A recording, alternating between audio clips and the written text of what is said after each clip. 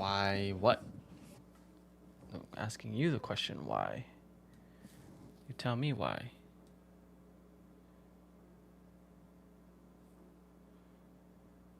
No?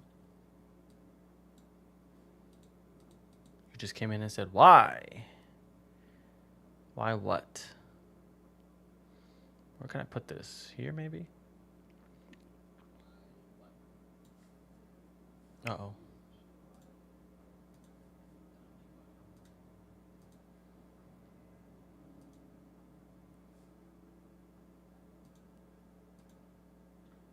Okay.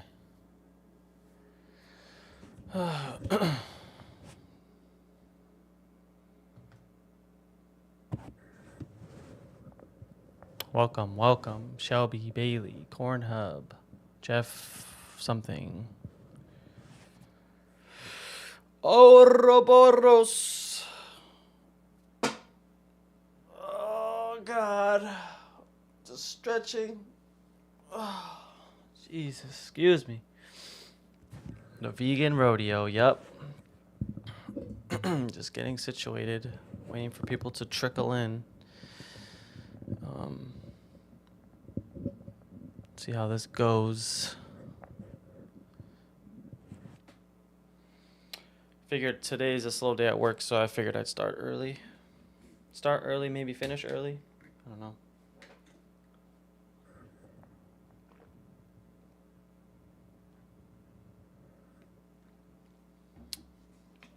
Ew. Ew. Gross.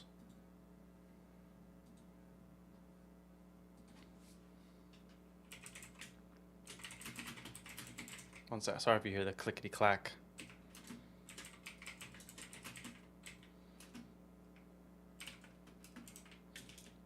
Let's see. Who is around on Discord? I need to ask a question. What value do livestock animals like pigs and cows have in our environment? They don't need to provide you with value. You know what I mean? Why do they have to provide you with value? There are like thousands and thousands and hundreds of thousands of different animals and insects and all these things that don't provide you with any value. So why do cows, pigs, and chickens have to provide you with value? Don't understand. Why can't you just leave them alone? They like you farming them? At least you acknowledge that they're a them and not an object. I almost swore. The livestock-human relationship is symbiotic? Are you sure about that? I don't know. I don't know if you understand the meaning of symbiotic. That would mean that both of us gain something out of it, right? How do the animals gain a benefit from us farming them? Please explain to me. I don't like meat. If it's vegan, yeah, why not? Seitan, tofu, tempeh. There's a lot of pretty good mock meats. Yeah. Yep. I don't like eating animals. I think that they deserve the right to live. I'm just going to mute you for spamming. That's a timeout. 5 minutes. Go to the corner. Think about what you did. How'd you have that ready, too? Like, I don't understand. They get to propagate their genes? Bro. You sound like you sound like a 1800s slave owner. Yeah, we get to eat them and they get to just continue existing. Are you crazy? Yeah, their genes, like that whole concept of like they wouldn't be around if it wasn't for us. Yeah, is absolutely 100 correct. Yeah, they wouldn't be around if it wasn't for our intervention. Why does that give you the right to continue doing it and then eat them and use them? I don't understand how that's symbiotic. We don't do that with other animals in the wild. And this whole weird notion of, oh, we're gonna keep these animals alive to eat them, or we're gonna prevent this animal from going extinct because XYZ is just bizarre to me. What is that? How do they benefit? You still haven't explained to me how the cows benefit. How do the cows benefit from their children being taken away from them? How do they benefit from being slaughtered at a young age? Dairy cows anywhere between 4 to 6 years of age, and male calves who don't provide any benefit because they don't produce milk at around 18 months of age, when they can live up to anywhere between 15 years plus. I'm still waiting for you to tell me how that's beneficial. What did I say was wrong, Alex? Please provide me with the information that I am incorrect on, because I think you're just misinformed, if I'm being honest. Yeah, why do you eat them? You're not. Why do you eat them? V-Gang? What's up, Ma Rays? I don't think I've seen you before. Are you vegan? Can you agree with me in saying that cows we farm would not exist? Yeah, I agreed with that 100%. But why does that give you the right to continuously breeding them with some sort of high notion that, oh, we're doing it because we care, but you eat them? Why don't you just leave them alone? If they go extinct, they go extinct. I mean, thousands and thousands of creatures and insects that we are unaware of go extinct every year. I don't understand what point you're trying to make. Let's just find any animal. Let's find rhinos, or what are the other endangered animals? I can't remember. Pandas. Let's just, since they're going to go extinct, why don't we just continuously breed them, and then we should just start eating them, right? Like, we're continuing we're letting them continue existing, but let's just start eating them. Like, that's crazy. You wouldn't use that in any other example.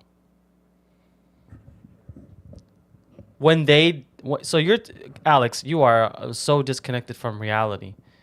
You really think that cows will live their full age, and then when they pass on from natural causes, that's when you eat them? You are severely misinformed, my friend. You have no idea what is going on in the world. You're very disconnected from reality. It doesn't make sense in any aspect or any form. One, when you eat something or someone that's that old in age, the flesh that you get from them is just not as edible as what you're thinking. So it doesn't make sense for animal agriculture to even do that. Let alone when dairy cows production starts to slow down, anywhere between 4 to 6 years of age, a farmer is not going to continue to take care of that cow for another 10 plus years when it's not producing milk, just to slaughter it at the end of its life to then feed to you. It does not make sense financially. You're very disconnected with what happens. If you really want to learn about what happens to these animals, you should watch right there. Dairy is scary. It's 5 minutes. Please go watch it right now. Be educated on what happens, and then come back and tell me what you've learned. Then we can have a discussion. But yeah, you are severely misinformed. You don't know what you're talking about, and then you're laughing, so it makes you look even more ignorant. And I'm not trying to call you ignorant, but you're just being very ignorant, and like willfully ignorant as well. Let's see. Without meat in our bodies develop very bad habits. I'm not sure what that means. The gut microbiome that you have when you eat animal flesh causes a lot of inflammation in your gut, and it's been scientifically proven that science is against you on this. That the more plants you eat, the healthier you are. Period. And that's been studies from all over the place, from Japan, and they studied their gut microbiome and have learned that they usually eat predominantly smoked meats, as well as not as many plant fruits and veggies, and that area of the world is a very common place to get stomach cancer. So you're just wrong. Have I ever been to a farm? Have you? I don't need to have been on a farm for there to be activists and investigative journalists that go and investigate these farms. Don't have to be. It's like irrelevant. Have I been? Yes. Does every person that speaks on a matter have to have been there? No, I don't think so. That's why we have investigative journalists. investigators that go into these farms and investigate what happens. I kind of ignored, not on purposely, but I ignored Jelly a little bit. What's he going on about? Let me see.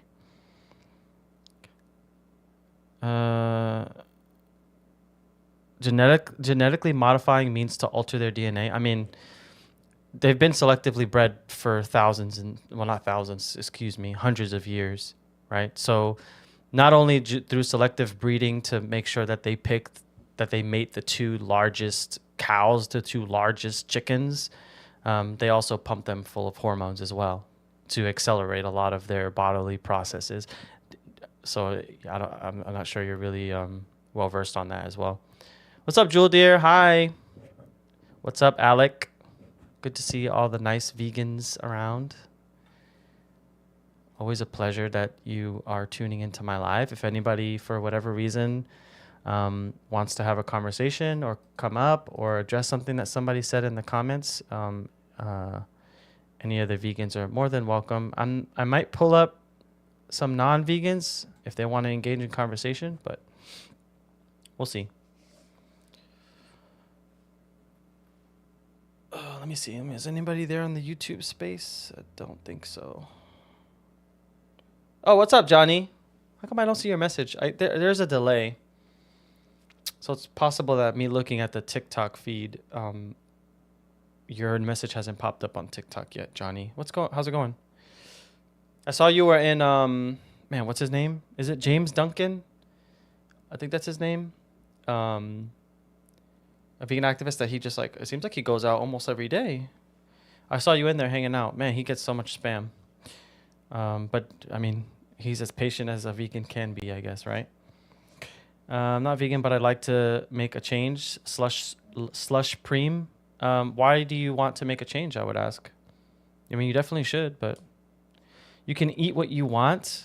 That's the thing, Alex, is that, yeah, I eat what I want, but you are eating who you want. That is the difference. When you don't have to. You're telling me, you do you, I do me, but there's no victim at the end of my decision. You know, you are subjugating these animals for your benefit, for whether it be pleasure, maybe some misinformation on nutrition, when you don't have to.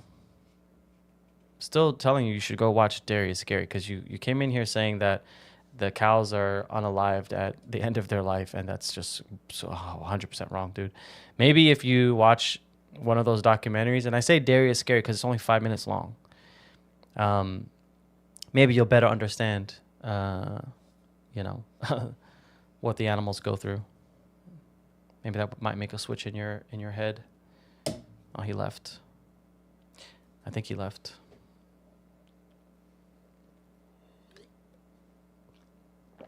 Now I use a different term. Genetic manipulation is the right one. You said selectively breeding is the same as modification. Selective breeding is when you prefer already existing genes. I mean, I'm not even sure why we're going in circles with that at all. So it doesn't make sense. If you eat too much plants, the vitamins are in there, can mess up your stomach. I'm a doctor. Okay, bro. The correct word you were looking for is maybe dietitian, maybe scientist, maybe nutritionist. But the fact that you said doctor already rules out your credibility of saying that you're a doctor. Because a doctor needing to know that the vitamins mess up your stomach is just, yeah, bro, you're not a doctor. You like meat too? Oh, he left. Fuck him. I can't, it's hard for me to tell who's in here. It says 5. And I think there's 5 people in here, but people come in here and then they leave. I don't recall the James Duncan you're referring to. I might have a twin. Oh, I thought it was you. Maybe it was Martin, actually. Maybe it was Martin that I saw in there.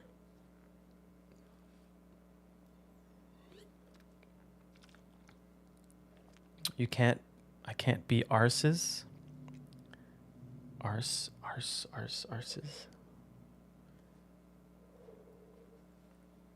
I don't get it. What's going on? Yeah, I agree with Serene. I mean, It's just even irrelevant to even go in circles of like what the semantics are and what happens to these animals. Modification, genetic manipulation, it doesn't matter. It's not moral regardless of how you slice it.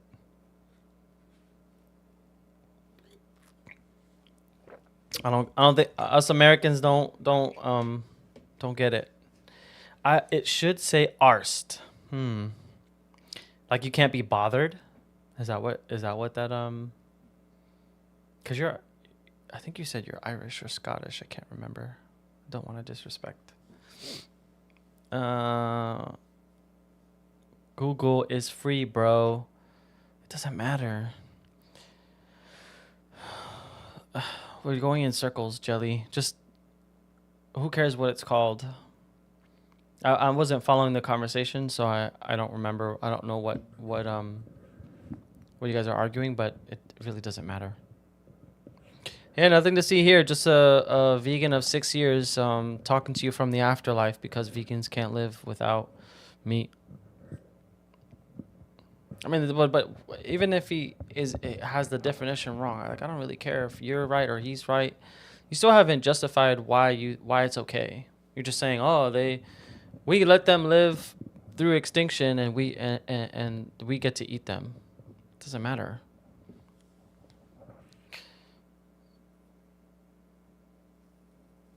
What documentary is that, Baba Yaga? Undercover footage at Huntington. Oh, it's not a documentary. Huntington Life Sciences on YouTube. What is the undercover footage about? Scouse. Okay, yeah, I figured that's what it was.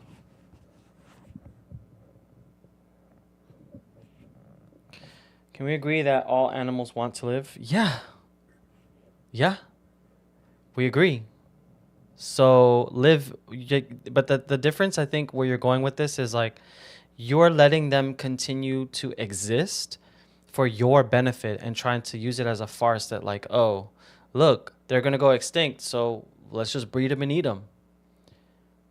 I'm saying in the sense that the right to live, meaning the right to live without any interference or what would be a better word, but I think interference is good enough, without being the subject of somebody else's wants and desires. That is what all animals want, and well, we don't know about want, but most certainly deserve to be left alone.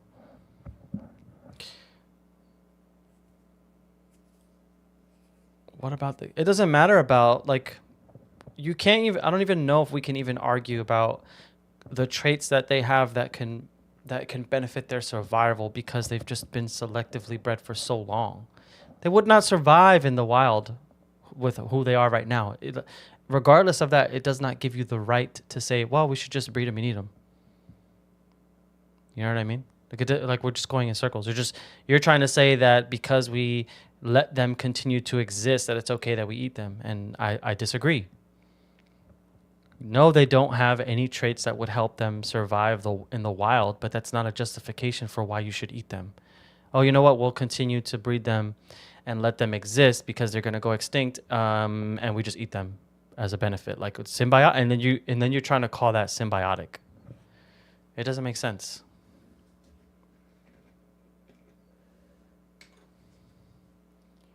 Yeah, they couldn't. Yeah, I agree. Yeah. They would not survive without us. I get it, yeah. But why does that make it okay for you to eat them? Why does it make it okay for you to be like to continue to breed them? Just leave them alone. Just because you can do something makes it okay. If I wanted to eat you, I couldn't just eat you. If I want to just go around kicking puppies and kicking dogs because I can do it, does that make it okay? No animal would go extinct. Okay, I guess there's T-Rexes somewhere on Earth hiding in fucking ice, still alive.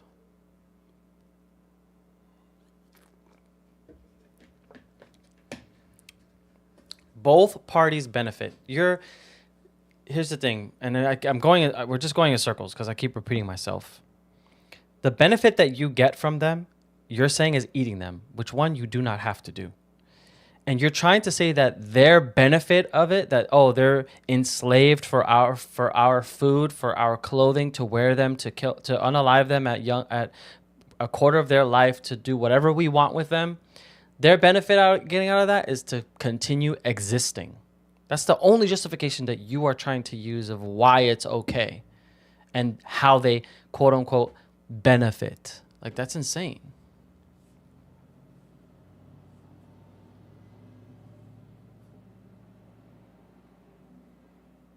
Ay. Hold on. What's up, Martin? I see you on YouTube. I'm doing better. I'm doing better at paying attention to YouTube. Matter of fact, I'm gonna put it right here on my screen so I don't whoopsie, where'd it go? So I don't miss it. I guess I can't put it on top. Shit, I'll put it right here so I can see it. Okay. Oh man. Hold on, let me just.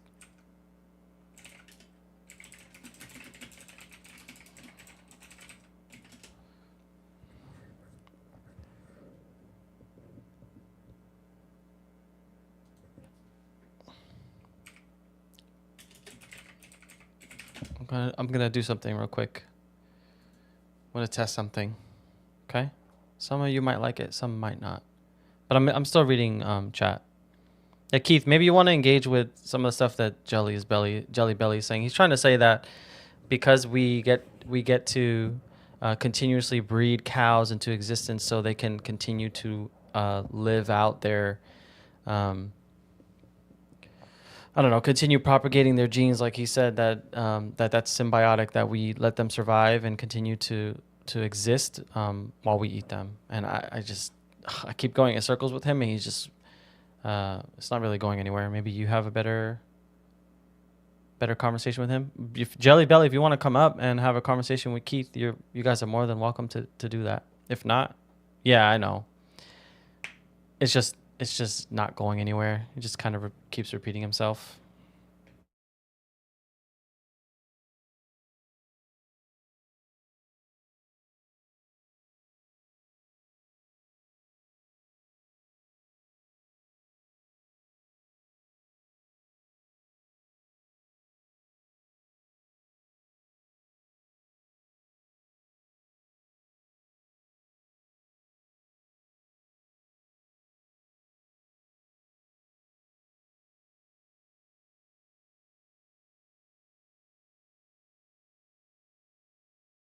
Yeah, I mean, we'll see if. Oh, it looks like you've interacted with Jelly Belly before.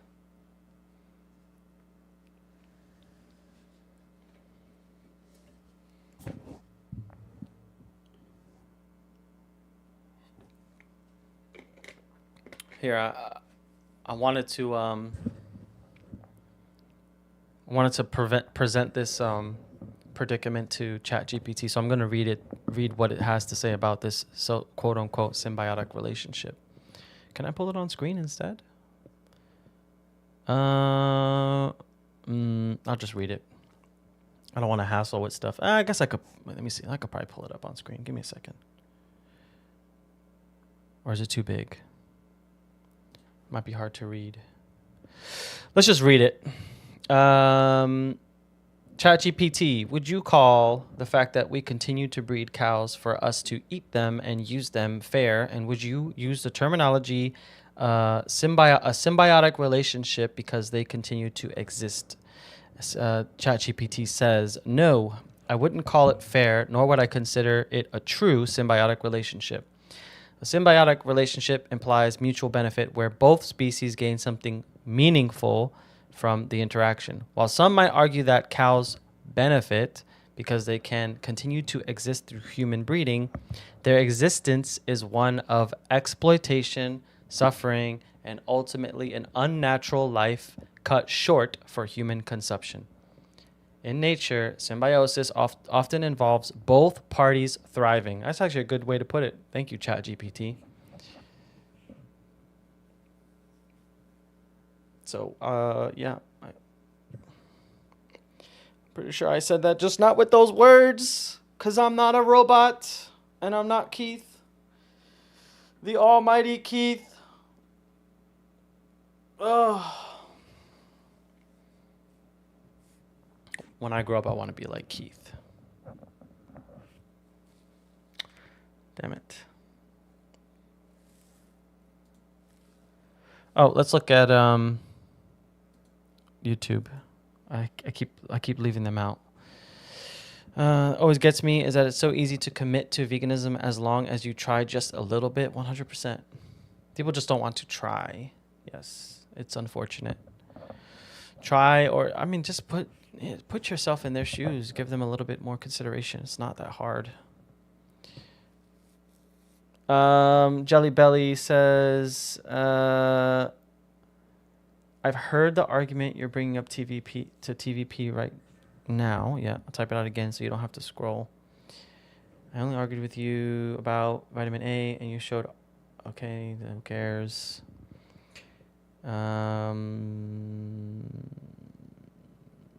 Keith has never talked about this. I mean, didn't I summarize it pretty well? You said, we have a symbiotic relationship with the animals we eat. They continue to exist and we get to eat them. That's like the most blunt, straight cut out, the nonsense of what you've said. And I'm trying to explain that how is it symbiotic when the cows don't benefit from it? They just get to continue existing. Like you can use that sort of logic and just look for any other animal species that's going extinct and say, you know what? Let's breed them, but then eat them. At least they get to continue, passing on their genes. Like that's we don't do that. It's like even the opposite, right? We try to protect them. And then we make laws that make it illegal to, interfere with their lives, right? Animals are more violent without us? How is that true? There are predator animals, there are prey, like, I don't know what the exact numbers of like between the two, but I'm not sure what that even means. I mean, you think what happens to animals in slaughterhouses is not violent? Oh, yeah. I don't know. Yup, Sky, do you eat plants and veggies too? Do you eat fruits and veggies? You care about bugs and insects' lives? You should go vegan, because not only do you account for the same plants and veggies that we do, but you also need to take into account the amount of plants that you need to feed to the animals you eat, because they definitely most certainly make up 80% of crop production is going to feed those animals that you eat. So you should go vegan if you care about bugs and insects. Animals unaliving each other is just Earth's nature. Yeah, but you don't have to do that. Like, you're a moral agent, right? Like, you have the capacity to understand right from wrong, right? So if you are doing something that is not necessary, would you call that right or wrong? I'm gonna pull this person up. Fuck it. Let me see who this is. It's probably a child. I'm gonna be real quick. No. Do you understand what veganism is first? Do you at least understand what veganism is? Can you tell me what veganism is? It's an activism to stop people eating meat. It's basic stuff. Everybody knows about it. Not. You're wrong, though. That's not the definition of veganism. You want me to explain it to you? Okay, that's my understanding of it. That's my understanding of it. But you're saying it's basic, right? So it's maybe not so basic, and maybe that's the problem, that people don't understand what veganism is. Okay, I'll tell you why veganism is worse than how can you tell me what it's worse if you don't know what veganism is? Okay, I'm trying to tell you I'm gonna tell you real quick. No, not interested. Veganism is bad. I don't know what it is, but it's bad. Maybe I should have gave him more of a chance, but it wasn't going anywhere. He just wanted to say his fucking point. What truth? He literally came up here and said, veganism is bad. And I said, do you know what veganism is? Oh, not eating meat. No, that's not veganism. Oh, it's pretty basic. Yeah, that's what veganism is to me. Motherfucker, you're not making any sense. Excuse my language. If you at least can sit there and explain to me what veganism is, then we'll be okay. We can at least move the conversation forward. What's going on, Hunting Appalachia? How you doing? How's it going? Do you understand the definition of veganism? I understand the definition of veganism, You, limiting the exploitation and commodity of animals, and I yeah, get it. yeah. No, see, Uh, that's pretty. so my question is, I'll preface this. I'm an animal scientist by trade. I have, worked with animals my entire career. Uh, I don't agree with factory farming, but working in wildlife sciences, I recognize the necessity for hunting as a management tool. So the vegan perspective on that is what I'm curious over.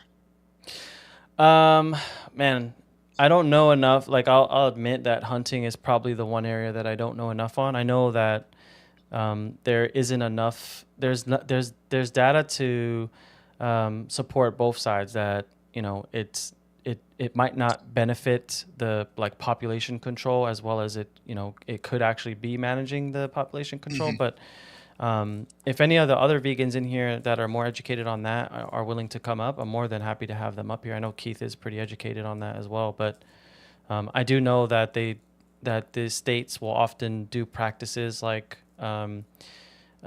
plowing down trees to kind of make the deer population flourish more than unnatural, like more than they normally would, because a lot of it So, comes down to the fact that they want to sell licenses to people to make money, and it feels like they're hiding behind the facade that it's like, oh, we're trying to do deer population. Like there are other methods that we can look into that don't involve unaliving deer that we can take that don't that aren't going to harm them.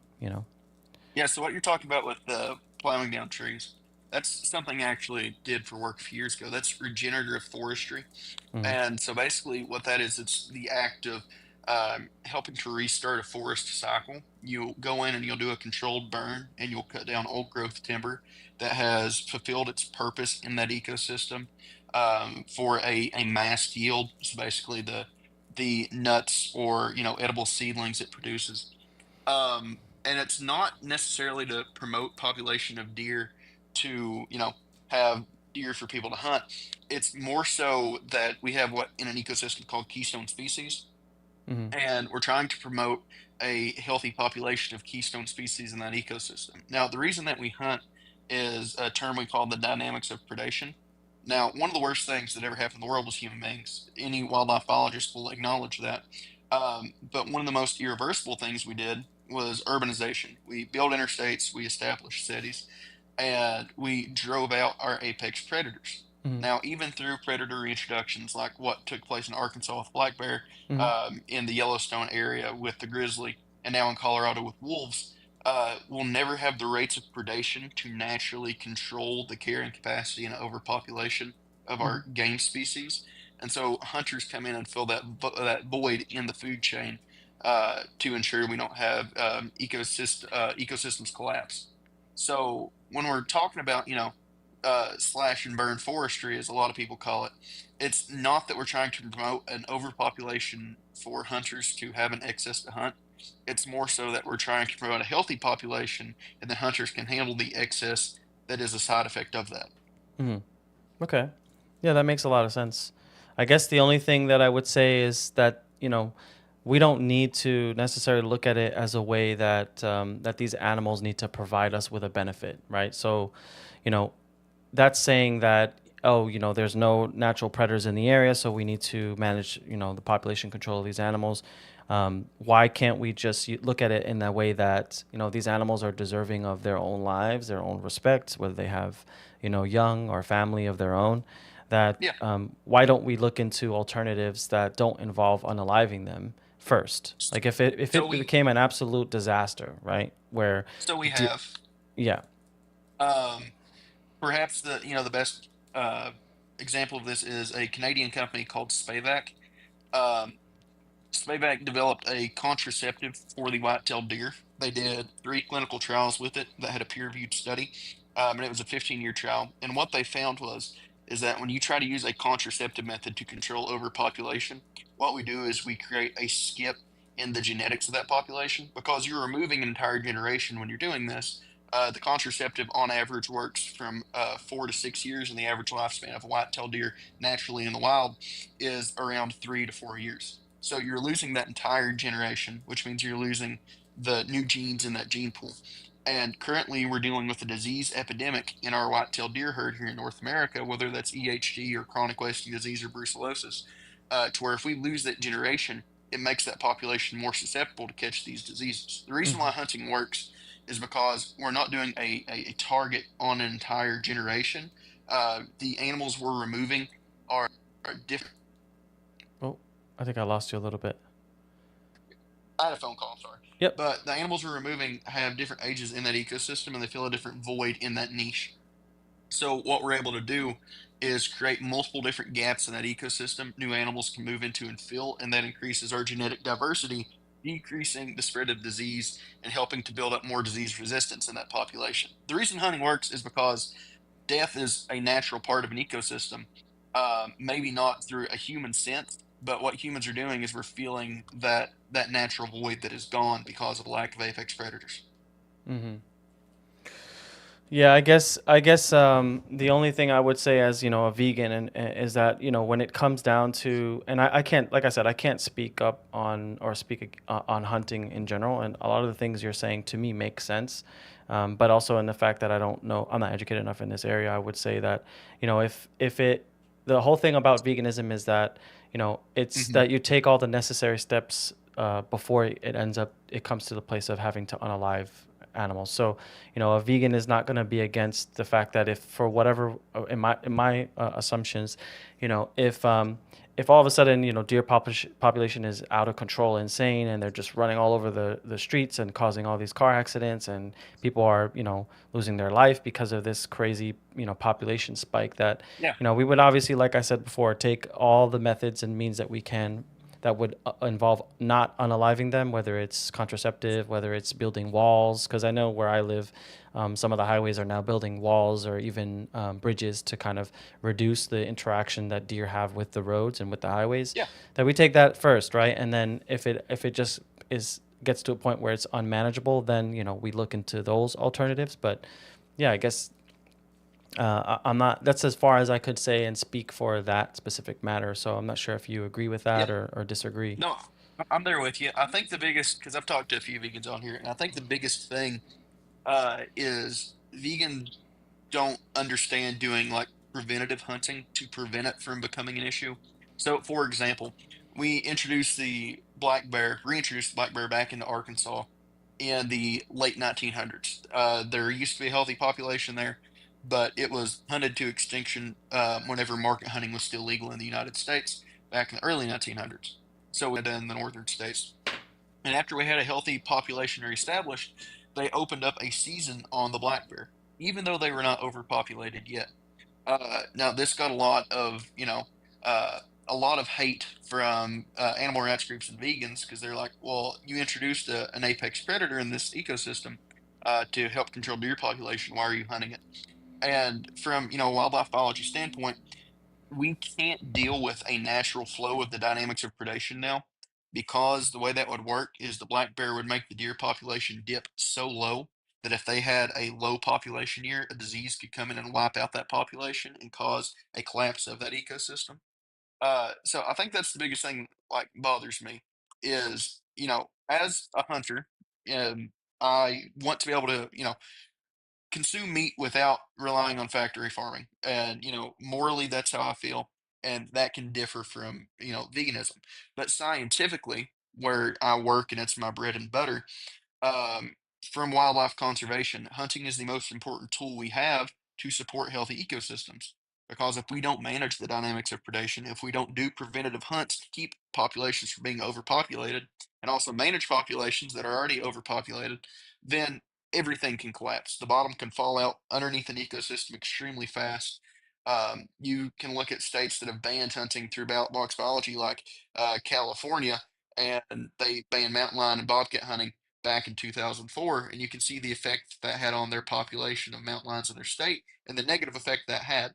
I don't know. It's something that I feel like a lot of vegans, just because there is an animal that does, unalive in the process, uh, does not support.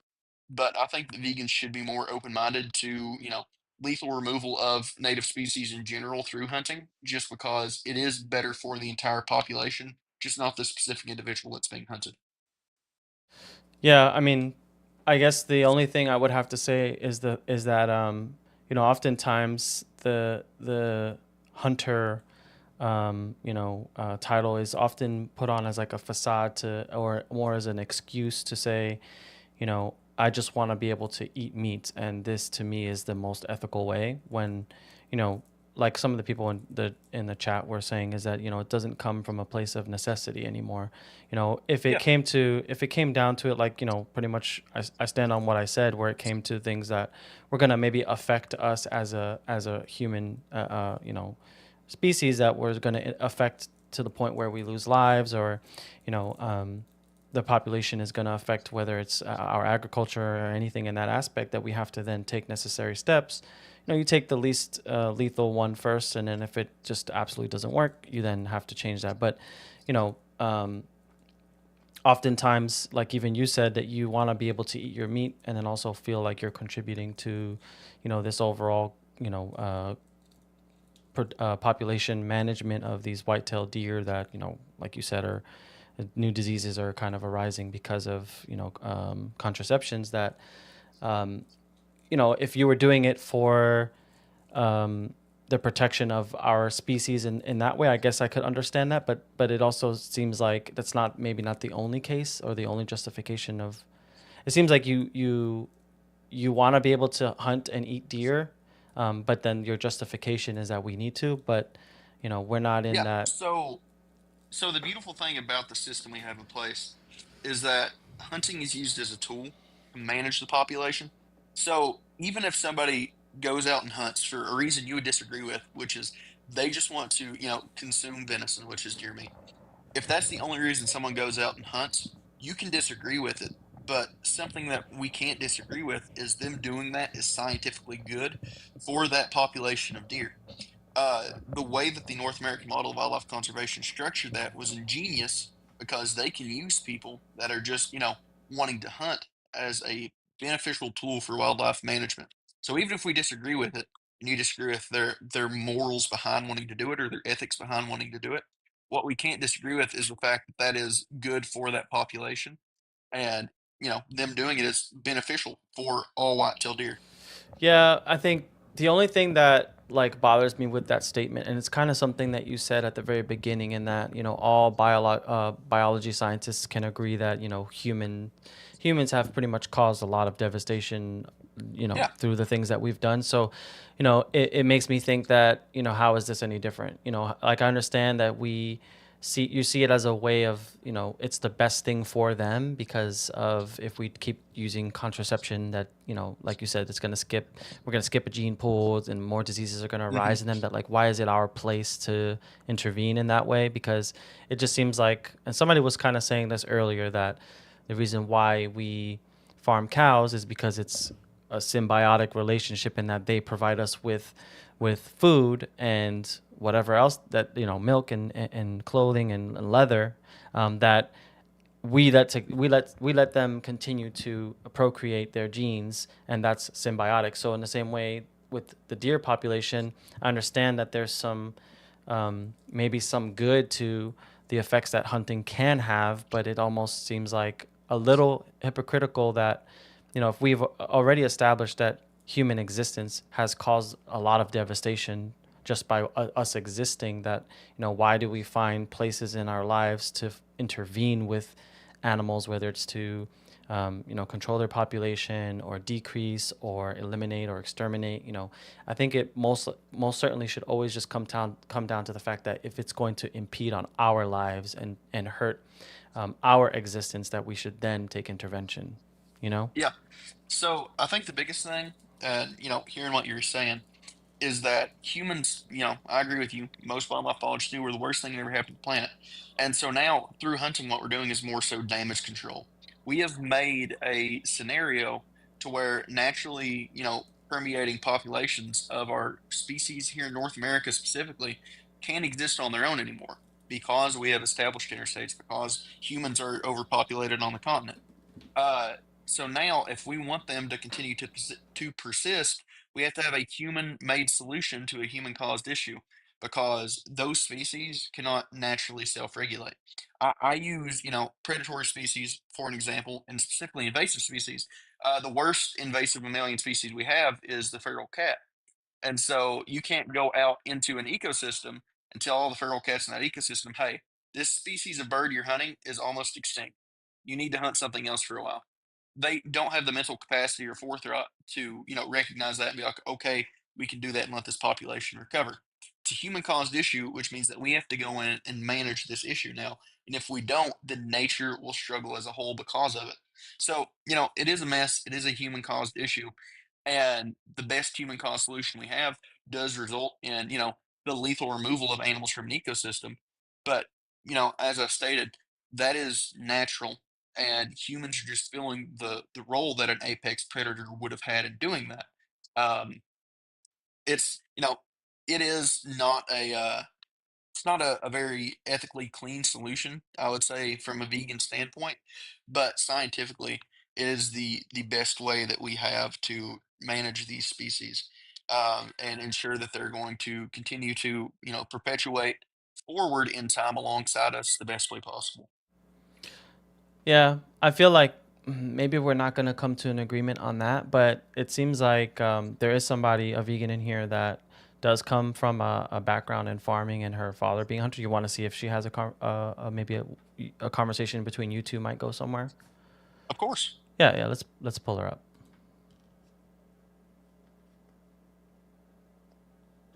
Hi.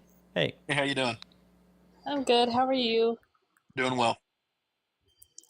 Okay, so I know my name is confusing. You can call me Bunny or Bailey, whichever you prefer. So, my dad, I'm from Tennessee. I now live in Alabama, so I grew up with this. My dad hunted deer every December and sold the jerky with all that seasoning. I grew up on that. Yeah.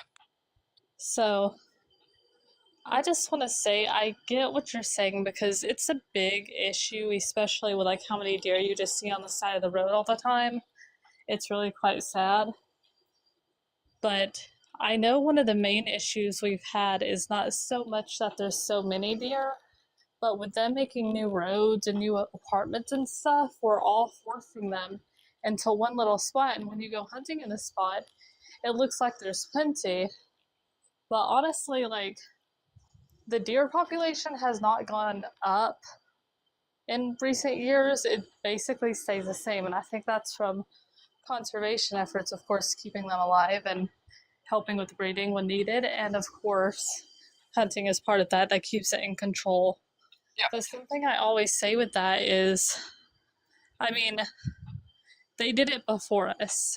There's Mhm. foxes that'll kill the small ones, there's coyotes, there's black bears. I don't know if they're in Tennessee, they're in eastern Alabama though, and like just like natural selection takes place. And I feel like as a vegan, that's part of what I like to like help take place. Like if I see an injured mouse or something, I'll help. I'll try to. But I Yeah. cannot say that like hunting is doing much. So my question, and I don't want to like dox you or anything, but can you tell me what part of Tennessee you grew up in? Because I live in Kentucky. I actually just got back from Western Tennessee 2 days ago. I was in southern Tennessee, Southern Tennessee, like more southeastern in the Appalachian Mountains, or more southwestern, like towards Memphis. uh, about an hour from Memphis. Okay, so I'll say this just because I do work in wildlife biology, specifically with ungulates, so white-tailed deer and elk in Tennessee and Kentucky. You said that the deer population is more or less staying the same, but actually, currently, right now, we have more white-tailed deer east of the Mississippi than we have ever had historically. Um, This number comes from Whitetail Forever. They do a deer census every 4 years. Uh, and the reason for this is because of modern agricultural practices. Now, if you're from about an hour from Memphis, and you know that that is, the Mississippi River has some of the most fertile soil in the United States, and Western Tennessee is a mecca for agricultural production. Because of this and soybean production and corn and alfalfa, it creates a food source for the white-tailed deer in that area. This causes an overpopulation to the point where the hunting season in Western Tennessee, Zone 1 for your state, you are able to unalive as many white-tailed does as you can because the population is so bad. And then this animal's not going to waste. You donate it through a program called Hunters Feeding the Hungry. But it is, that big of an issue. So, you know, yes, it is a problem of a lack of population or a lack of habitat to support the population, but that's something that we're not going to change. People are going to continue to expand. That is just the way of human beings. And what we now have to do is learn to coexist with with our native fauna for the hand that we have dealt them. And when it comes to Tennessee, specifically, and talking about their white-tailed deer population, hunting is an effective management tool for Tennessee, especially through tracking the spread of diseases like chronic wasting disease that has now entered your state. That's a disease that's always fatal and can only be checked after post mortem. So when it comes down to it, not only is hunting the white-tailed deer effective at managing that population, but it's also effective at helping track the spread of this disease.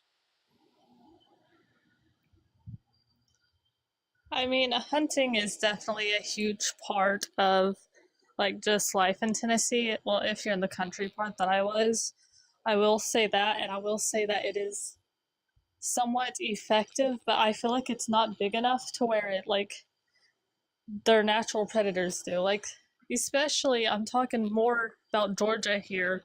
There's so Yeah. many black bears there, and you always see them like leaving behind little parts of deer. Like, they take care of it better than any hunter probably has because So a bear can take just down more than a hunter can, talking just about using it black bear ethically. specifically, I've also done work with Arkansas's Department of Fish and Wildlife, specifically in their black bear.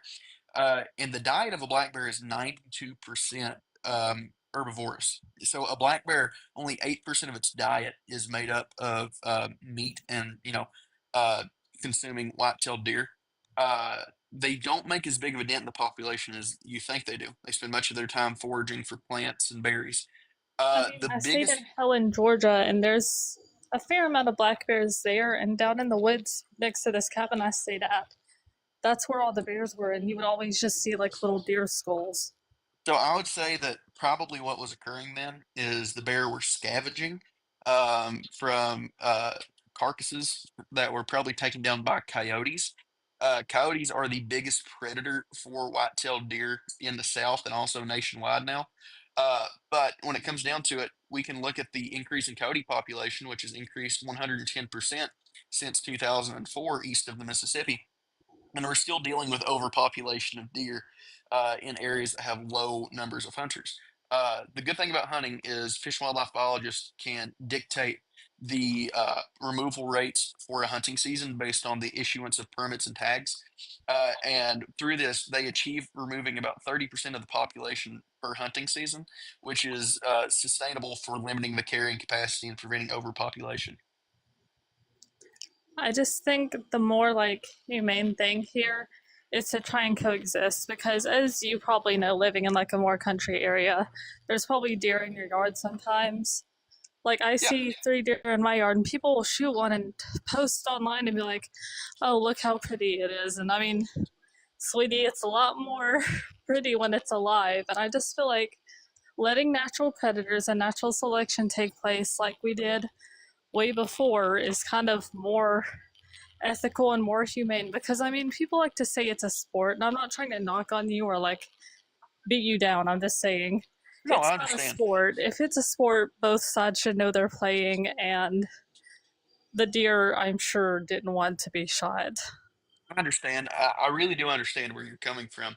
But, I'll just repeat because you're talking about letting predators, take care of it in natural selection. Well, there's two problems with that. Number one, is we have driven our apex predators to the point of extinction in most of their native range. So we don't have the capacity for our native predators to take care of that population anymore. And predator reintroductions, even when that occurs, if they're extremely successful, then you have to manage the predator populations to control the negative impacts of the dynamics of predation. Uh, but in areas like Western Tennessee, where your main predators are the coyote, they can't do that on their own. And even in Eastern Tennessee, which has the densest black bear population outside of everywhere except for the state of New Jersey, it's not doing enough. So we can talk about that, but also you're talking about natural selection. The problem with natural selection is the first word in that phrase, natural. Uh, Other than, say, the greater Yellowstone area and some areas of the Rocky Mountains, we don't have any natural, like, ecosystems left that can be self contained. And even Yellowstone, there's an argument that it's not self contained, but we don't have to get into all that. Because we no longer have natural self contained ecosystems, natural selection cannot occur as it's supposed to. This is because of the introduction of invasive species and also because of the lack of apex predators. We can no longer let natural selection take course because if we do that, instead, what we're going to see is invasive species such as feral hogs and feral cats take over, and we're going to see our native keystone species start to have a decline and eventually face expansion or extinction. And if this happens, then we'll just be dealing with complete ecological collapse. And then we'll just have a barren wasteland of an ecosystem where a thriving one managed under hunting and wildlife conservation once was. I mean, I don't know how it is up in Kentucky, but in Tennessee and where I live now, there's a ton of coyotes, ton of bears in like the Yeah, eastern areas, not over here, I but we understand also that. got foxes and like bobcats and mountain So lions, the everything, a ton of them. foxes and bobcats will not take down a white-tailed deer. They'll take down the Foxes won't even fawns. Foxes won't even take down a fawn because a fox is one of the smartest animals there is when we're talking about intelligence for hunters.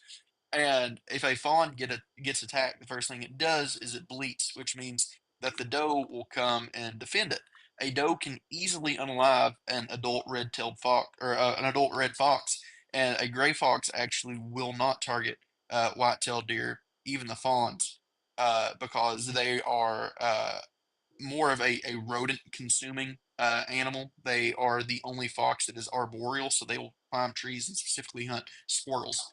Um, but again, we have statistics coming out of the state of Tennessee that are not hunting related, it's purely wildlife conservation related, talking about overpopulation of deer, even with all the predators you're talking about. So, my question to you would then be if you have all of these predators in the state of Tennessee, then why is there still more deer in your state than there has ever been in recorded history? I just want to say something. It was a meme I saw and it was called a hunter's logic. I'm not trying to poke fun at you, but it was a guy and he was shooting these like foxes and he said, uh, we must kill all these greedy foxes for killing all these deer. And then it was a guy shooting a deer and he said, quick, we gotta shoot all the deer before they overpopulate and starve, because this is a problem we caused. We came in and messed around where it should not be messed, and now I feel like they're paying the problems for our mistakes when no one ever had to hunt. Like, I understand back in the olden days, that was necessary to just survive. It's not anymore though, and I feel like if we honestly just took a step back, we could look and see if it goes well. And I feel like it would. I feel like it would work itself out the way it So, always has. but again, the problem with that is taking a step back and being like, well, let's see if it goes well. Is we adopted the North American model of wildlife conservation in the 1960s. This was after two centuries of market hunting. So you're able to sell, the remains of wildlife just like you could sell beef in the grocery store. And this caused, depletion of the white-tailed deer, the eastern wild turkey. We had all these species that almost went extinct because of this. So all of this hunting, it took us from 1960 to now to get back to healthy populations and be worrying about overpopulation, which is something that we never thought we would have to worry about.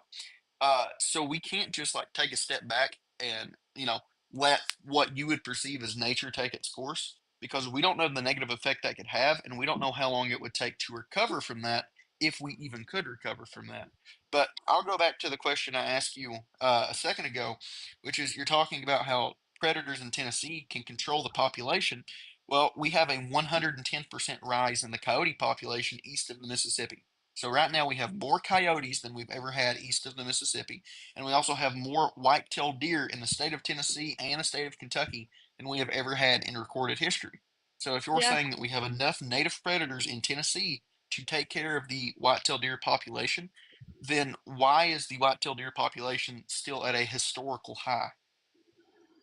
I just want to say the coyote population, I've actually read about that increase, and the reason that's happening is because of how many of them are just like killed. Like they're shot for, of course, attacking livestock, and they're hit by cars and just like natural things most of the time, like deer. Like Hmm. coyotes actually have a way of breeding where You're they talking about the vacuum effect.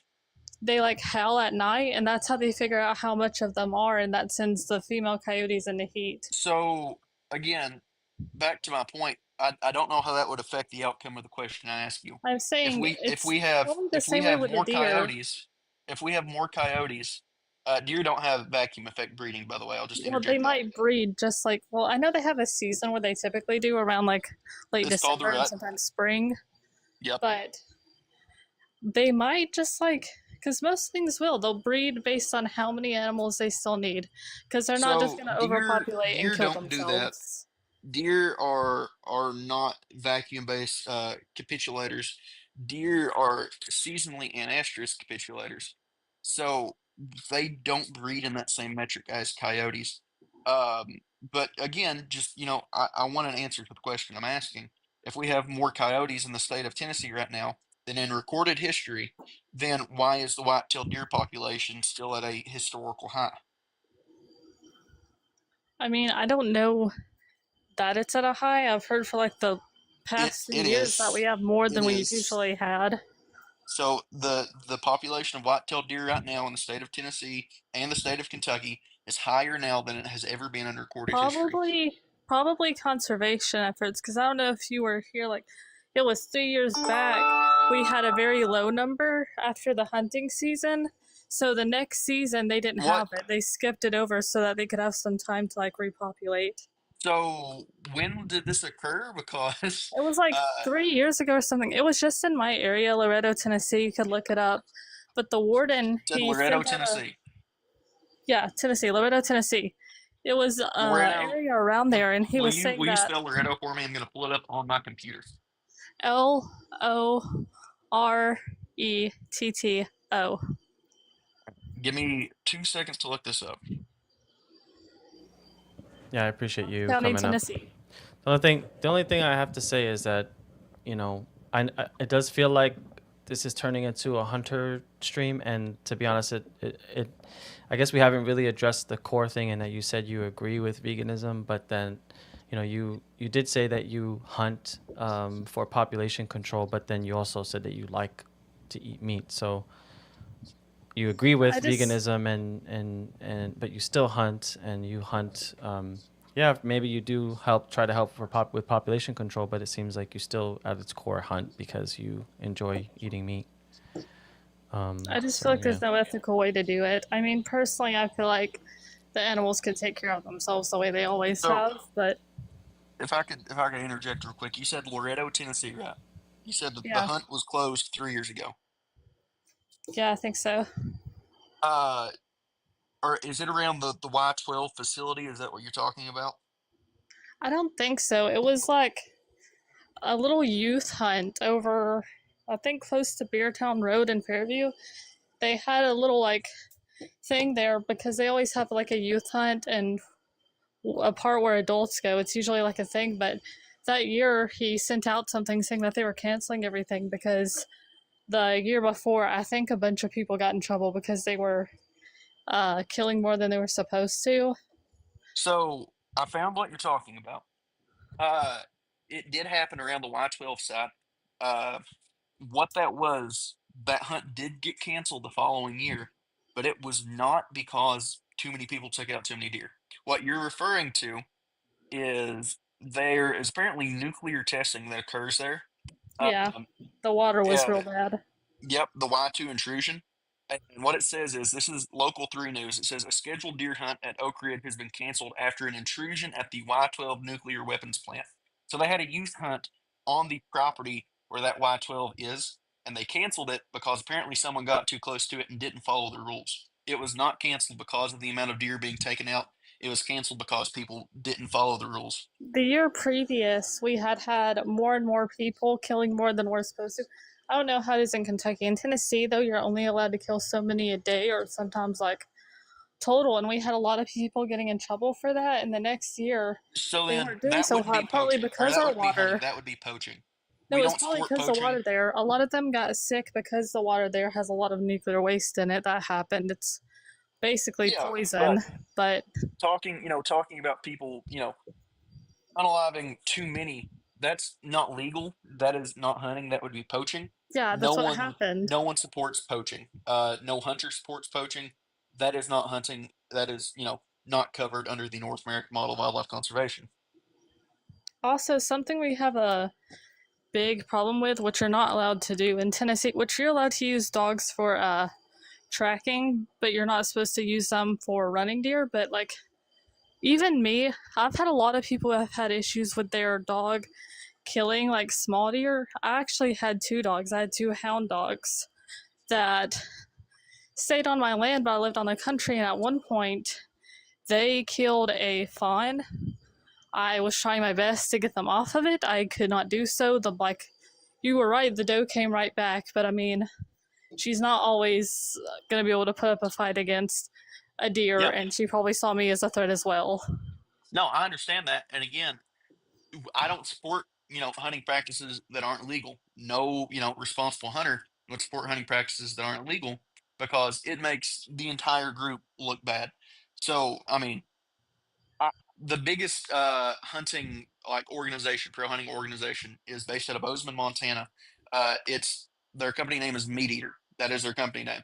They have an entire website dedicated to like reporting poachers and like catching poachers that break wildlife conservation laws.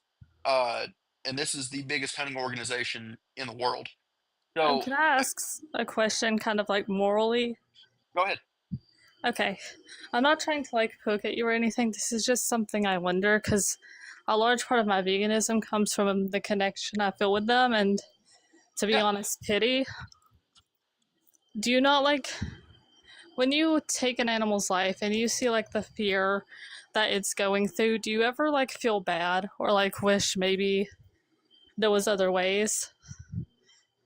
I would say so. Thinking about that, because I take a lot of people hunting. I host a youth hunt. I get kids involved in it.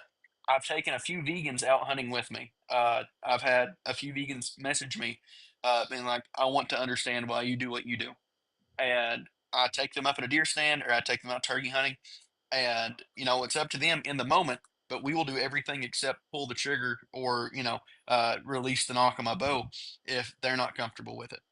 And the common thread is when it comes to wildlife is one, the way that one of these animals would, unalive in nature by, natural means is much more cruel than any way that I'm going to, take its life. And justification, can be said that, well, you taking its life is not natural. No, but if we're talking about, ethics and the feelings of this animal, what I'm doing to it would be considered kinder because it is much less painful and much quicker. Yeah, But but the if we talk about difference there is like you're saying, oh, maybe a zebra being shot would be much better than a lion ripping it apart. But the thing is, the lion doesn't have other options, and we do. Yeah. yes, but we have other options to consume, meat, but we don't have other options to effectively manage wildlife, for all the reasons stated. Uh, but again, back to your question, is if I feel bad or if I have pity over it. As soon as release the arrow or pull the trigger. For one, the life of anything to me is incredibly valuable, and I'm not going to take something's life if there is not a purpose for it. If I'm not going to utilize every part of it I can, if I don't respect it, then I won't pursue it. And it does weigh on you sometimes. Uh, every hunter has had an animal where it weighs on them. It's not that we're these bloodlusting individuals that are just out there to to try to satiate a need for, blood. It's the fact that to us, it's a way for us to consume meat, which you may disagree with, but it is. It's a way for us to consume meat and also benefit wildlife conservation. Yeah, but And the it's thing also, is, the thing, go ahead. I'm sorry, I don't want to interrupt, only because like No, you're fine. it does feel like it's the conversation's going in circles at this point because even though Yeah, it might be probably. it might be the most efficient way, the less cruel way, it still at its core stems from a place of being unnecessary. I know And that thinking that there's animals are here for us when they're not. yeah. So you're But trying to again, so find a I'll justification onto We're why, not you know saying you're what? wrong. It's just we have different no, views I on know, I animal know. rights than I you just do. I want to know, know like why you say it's unnecessary. You know, we've had this conversation now for 30 minutes, and we've Yeah. talked about It's everything that goes into it, and talking about predators, just letting predators do it, it's a talking about place of contraceptives, animal talking about all rights. that. Here, I'll see It's if Uh, a place of animal rights. We think animals aren't here for our entertainment or for us to do anything with, and you do. so So it's not something we can change. I'll why would simplify it here. I'll simplify well, it. I'll wrap up one the whole second. 30 minutes. I'll let you go real quick and then She just I'll said wrap something it I up. want to respond to, and then I want you to wrap it up. Yeah, you can go ahead and then You were yeah, wrap it up. saying, I just want to know what have I said up here that has, come off at any point as in, animals are just here for my entertainment or anything. You Because, haven't said if anything, but I if you understand, hunt, but that the means you point don't that you think they just have made rights to against, not be hunted. I know, but the point you just made against it was saying that, well, animals are just here for entertainment and talking about that. And I don't think that I've said anything along those lines at all. I You think that haven't. It's just a given place of rights. I know, but I think I've given you scientific explanations. I've given you sources to fact check me. I've entertained conversations about it, and I feel like we fall back to we have everything here that lines up for scientific based conservation wildlife management, uh, and it's still not good enough for you. And I understand why it's not good enough for you because it does involve an animal's life being taken. But the alternative is if we don't do this, then it will be more than just a hunter taking animal's life. It can be an entire species becoming extinct in that area because of disease, because of overpopulation, and the trickle down effect from that can be we can turn our lush forests and our complex ecosystems into a shell of what they once were.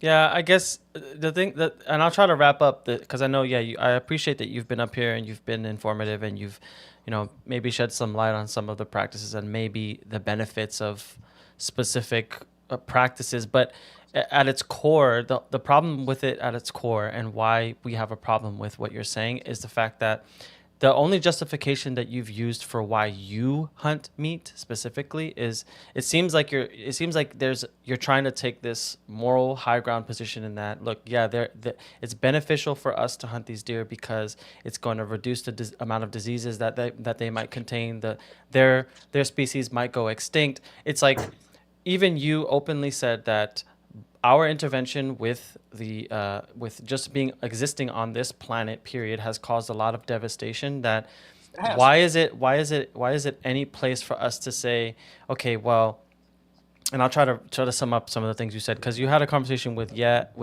Bunny, and I was answering to some things in chat, so if I missed anything, forgive me. But you said if we approach contraception, they're going to become disease ridden, and if they're disease ridden, their population is going to decrease. Why is that? Yep. Why is that of any concern to us? What happens to their population? Why can't we just leave them alone? It's like, oh, we're going to help them because using my pew pew to end its life is much faster than any other predator it's gonna take. So let's just say I'm giving them the best way closest to unaliving them that's gonna quote unquote help the ecosystem when you could just leave them alone.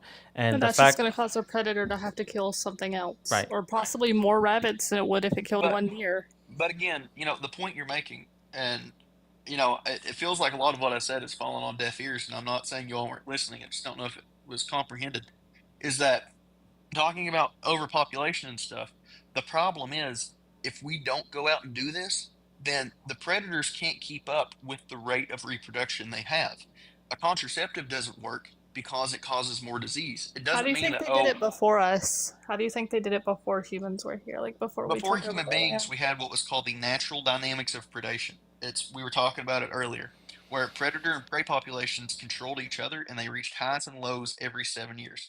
This still occurs in some places, including the greater Yellowstone area, but now, because of a lack of apex predators in the ecosystem and because of urbanization and human expansion, dynamics of predation no longer work. Because now, if we let that naturally happen, if the predators could sustain a balance with them, that 7 year swing, we now have to factor in the contagious diseases that our deer herds have. So if we have that 7 year swing and their population reaches a low, and we have a bad year for EHD or we have chronic wasting disease come in, then we can lose that entire herd and then we lose our entire ecosystem. Yeah, I mean, I understand what you're saying. It really isn't falling on deaf ears. It's just hard for me to understand why that's a I problem. just want to say Why that's an issue. Why do we need to be concerned about that? If they all of a sudden, have contagious diseases, we can then maybe take methods to reduce that, to take, if it's like I So said, if it's going to get to the yeah, point yeah, where it's yeah, going to yeah. cause harm to us in But that moment. But the preventative approach, it just comes off across and I'm not saying you specifically, it's just coming off as an excuse to see them as a commodity, to say, oh, you know what, this is a justification for why we're doing it. It's going to help them in the long run, and we also get to use them for food. Like it doesn't make sense to me. yeah, So I but know, again, I hear no, you, but talking about the preventative approach thing that you mentioned is that the problem is if we don't do the preventative approach, like if we do just take a few years off, then that could be all it takes. Chronic wasting disease, which is one of the scariest things facing white-tailed deer right now, can lay dormant in a herd for up to 5 years. So we could go 5 years and them not show any signs of it, and then 1 year we lose that entire herd. And we won't have this information if we don't track them because it's only able to be tracked post mortem for every peer reviewed study we have on it currently. So that's the problem with it is if we just take a few years off and then we try to play catch up with it after it gets bad, then we don't have the ability to play catch up. And if you want to see examples of this, look at the natural world before we adopted the North American model of wildlife conservation in the 1960s. Can I say something? Of course. There is a national park in Lawrenceburg, kind of close to Loretto. You can look it up. It's called Davy Jones National Park. Yep. It's a really nice place. You kind of drive through there. There's cabins and because you can camp there. And there's also a lot of houses because it's the rangers who work there live there. Yeah. They host weddings and stuff. And I just want to say there is no hunting ever there. And there's a fair amount of deer, there's groundhogs. You Like, say stuff you Davy see. what national park? Davy Jones. Is it Davy Crockett? DAVID. Yeah, oh, my bad. I don't know why I was saying Jones. You're fine. Yeah, No, I was Davy just Crockett. so And there's you're a talking about Davy hospital next Crockett to it. National Forest, maybe. Well, there's a park that you drive through, and I just Oh, want to you're say, talking like, about Davy Crockett State Park in Tennessee. yes, and there is no hunting there, and all the One animals, the second. deer, the foxes, the coyotes, they handle it themselves. And like I said, there's a fair amount of cabins because I've camped there. There's rangers who will talk to you. There's a restaurant there. It's real nice, and like So, all the animals take care of themselves. They so put so much money into the conservation there, and it's just so beautiful. And I feel like if all humans um, took a I'm thoughtful about to approach, ruin your day, and I'm sorry about this. David Crockett State Park has 7 designated hunting areas to control wildlife populations in and around the park. There is a no hunting zone inside the park where they have established hiking trails and residences for cabins. But in the area around the park, there are 7 established hunting zones. This is according to the city of Lawrenceburg, is Tennessee.gov. it owned by them? Because where I went, there was so many signs that said you weren't allowed to hunt there. Well, yes, that's in the state parks here in Kentucky too. I grew up next to Natural Bridge State Park here in the state of Kentucky, and where the hiking trails and stuff are, that's closed to hunting because you don't want people in there hunting whenever you have people walking through the woods and hiking. That is just not safe. But you still control the animals in that area because those animals don't stay within the boundaries of that state park. In fact, most animals won't stay within that state park all the time because human beings will come in and pressure them and bump them out. So as soon as they leave the boundaries of the state park, here in Kentucky, we have the Daniel Boone National Forest, which is around Natural Bridge, which is open to hunting. As soon as they leave the bounds of that no hunting area, then they're managed as such. And the no hunting area is designed to where they're not going to stay in it permanently because it does not have everything they need to have fulfillment in that ecosystem. But no, I have it pulled up right now. David Crockett State Park in Lawrenceburg, Tennessee, and it's talking about the hunting areas around the park for wildlife conservation. Well, when I was a kid, because like I said, I moved to Alabama, I know it wasn't allowed when I was there because I was talking to one ranger who did this little show, and he was talking about how much money they put into conservation efforts, and he was saying, because someone asked, they were like, well, how do you not have all the deer and all the foxes and everything come and live here while they know they'll be safe, and like owls and stuff? And he was like, well, they kind of just take care of themselves here. We don't build on the land, we don't do anything, so they all take care of themselves the same way they would if basically no humans live there. Because the only people that live there, like I said, are the rangers. You can camp, Yeah. but I think it's max of like a night. And also, like, that's the thing. There, if we all just like stopped building and stopped doing everything that we're doing that's like destroying the earth, then I feel like we could peacefully coexist with all the animals without needing But hunting and you tracking and recognize that's farming. not going to happen, right? I mean, we're talking hypotheticals, but part of what I do for a living is I address the concerns of wildlife, that we're actually facing. Maybe And not anytime soon, but every generation can change something. understand, but the problem is with our generation and the way society is shifting is we're not having, ruralization. We're not having reclamation. We're having expansion. We're having human populations growing, and we're having small towns, shoot up in size. Bozeman, Montana, has grown in square mileage three times its square mileage since the year 2000. Look at Tennessee. Like, you said you grew up in Tennessee. Look at Memphis. Look what Memphis has turned into. Look what Dyersburg, Tennessee has turned into. Uh, Let's let's. I know that it's only because I do feel Circles like again. I've mentioned it, but just and before Ben speaks, because Ben's probably more educated on the matter. Is it okay if I yeah, just and Ben's ask gonna be you? mad at me because I have Yeah. work at 2 o'clock, so I got to jump off here in a few minutes. And I know he wanted to go up here to Well, try and make me look like an Yeah, idiot. no, honestly, Ethan, I think it's probably best that you go back to work. I mean, I just wanted to kind of catch up with my friends here. But yeah, it's cool seeing you on the panel. I'm glad Yeah. you're talking to more vegans and stuff. I really wish a lot more of the stuff we discussed was like retained.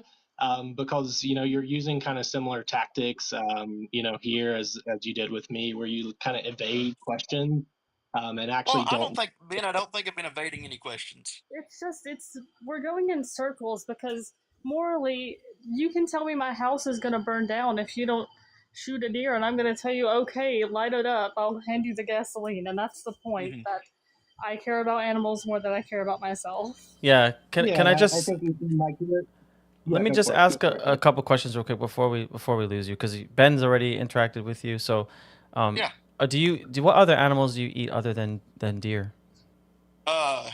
Most game species in North America. I have in my freezer right now. I have raccoon, He's a baby. possum, Oh my god. groundhog. I have. Trying Okay. to think what else I have in there right now. Ethan, That's not good. You're not supposed to eat carnivores, at least not in Tennessee. Why are you not Ethan, supposed like, to eat carnivores? can I A lot of just One them second, got Ben. Ben, intestinal one second. worms. One second, Ben. Hold on. This is No, irrelevant. Ben, one Like, second. Let me respond to her real quick. Sebastian, Ben, one second.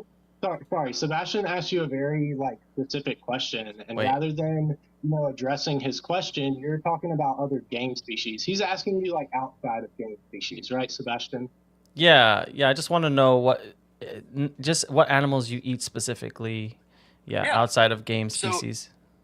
well, Should have legally in the clarified that. United States, you're not allowed to eat anything outside of game species. Okay, he's asking you about farmed animals. Yeah. Ethan. Oh. Surely, I'm sorry. surely I you're not I don't consume any meat that I don't hunt. Oh. I've been that way since 2021. So Ethan, can you tell me, do you remember you went to dinner about an hour and a half after our debate started? Do you remember what you had at that restaurant when you went to eat with your friends? I did not go to a restaurant. I went to their house. We had deer queso and venison chili. So you unalived that deer? You brought that deer meat to your friends? I did. I actually made the deer queso, and then they made the deer chili. Okay, I mean, fair enough. Honestly, it checks out, and we'll take you at your word, but I still don't think that what you are promoting is actually backed by scientific evidence, because you still haven't even shared any of the evidence. You mentioned you cited a few for the team here, but We had almost a month that we scheduled our debate out. And I took a lot of time to form a whole document with like over 30 studies specific to you to back all of my points. And I didn't receive a single study from you. So that's like really frustrating, and, kind of feels like either you don't have the evidence that you claim to have, or you're just being insincere. So like for me, it's just like I don't really see a purpose in debating with you if you're not willing to engage on the ethics topic that we want to engage on, and you're not willing to engage in the actual scientific It's evidence that just we put different forward. morals. He's Well, not Yeah, trying. It's difference in morals and like yeah, rights, like I said. yeah, it well, yeah. is. It's different. I mean, Ben, we can't engage on morals and ethics because that's never going to line up.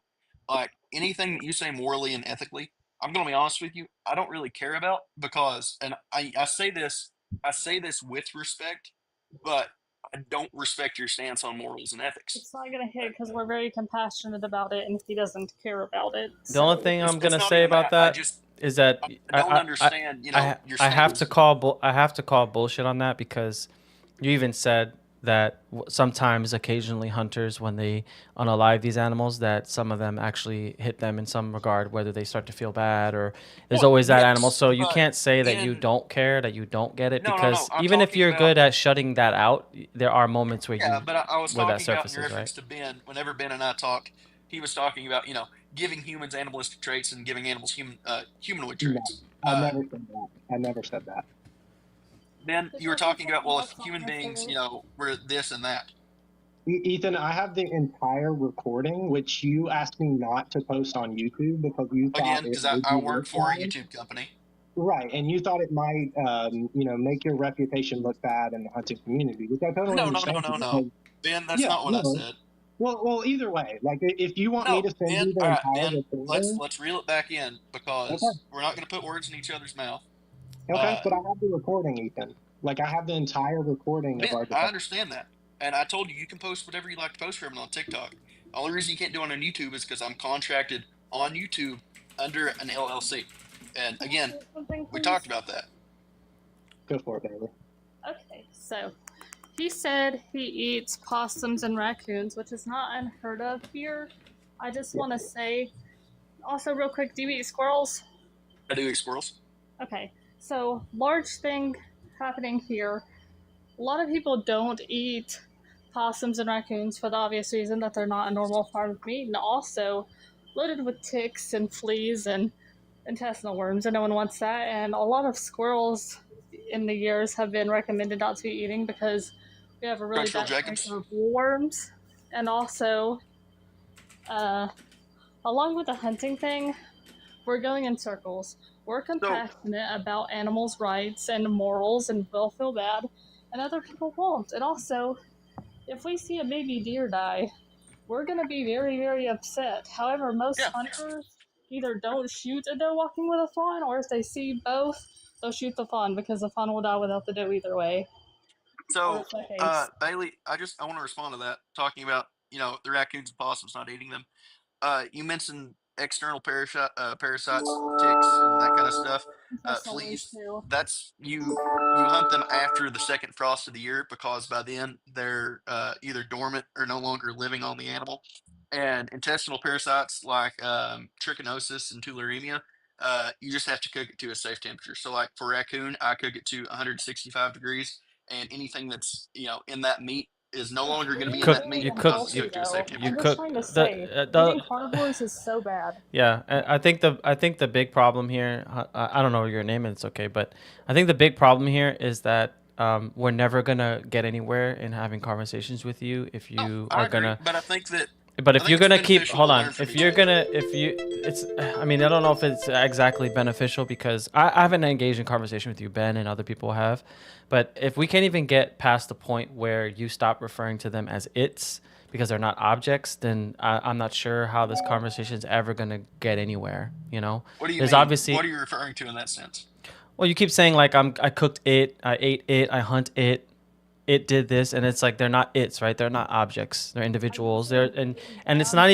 not even the one sec, it's not even it's not even the fact of maybe a disagreement on morals. It's that in other aspects, in other ways that you've conversed about them, you've referred to them in ways of feeling bad for them, and that you agree with vegans, but you know this has to happen. So it's just confusing that you say you agree, but you refer to them as its, and you say that they're here for me, and you So, hunt all these animals that you tackle don't need that. to hunt. Like our squirrels, Explained. hold on, our squirrels, Go ahead. do you need to hunt squirrels to manage their population because of, for some reason? Like you mentioned white-tailed Yes. deers and you came up with information for them, but then you said possums and raccoons and squirrels and all these other animals that you eat. I don't understand at what point. If you want statistics out of that, North Dakota currently has a bounty on mesopredators. We currently have more mesopredators, which are mid-sized predators like raccoons and possums, than we've ever had in recorded history. We're dealing with an overpopulation that is negatively impacting our ground nesting birds. Look at the 80% decline in bob white quail population since the year 2000. So yes, we do have to manage mesopredators. And then for squirrels, just like everything else, can become overpopulated. Look at specifically studies out of Michigan, where I squirrel hunt at, specifically the town of Grand Haven, Michigan. Oh, I think I accidentally kicked him. Just real quick, want to That was say my that bad. squirrels are not overpopulated. My grandma has outdoor cats, so I cannot convince her to keep them some. They left like dead squirrels on our porch all the time, so if the predators aren't taking care of them, her dear cats were. That was my bad. I mean, he has to go anyway. I'm glad you picked him up. Like it really is like speaking to a brick wall. Like he really is a wealth of knowledge of like conservation from the hunting perspective, but he cannot get past the ethics. And he will not accept any scientific evidence either. Like I literally laid all of this out for him in an hour and a half debate. And he basically left with no change in his perspective, even though I cited specific studies, to back my claims. And all of the things he claims, he might have like one or two studies for, that come from the United States Department of or DNR, like state DNRs and U.S. Fish and Wildlife Services. But we also have peer-reviewed like public studies, not from these institutions that rely on exploiting wildlife, that directly contradict the things that he tries to claim. We have connections between biodiversity loss and exploitation of wildlife. We have evidence for why the North American model of conservation has failed, because it does have a bias towards game species like deer and elk.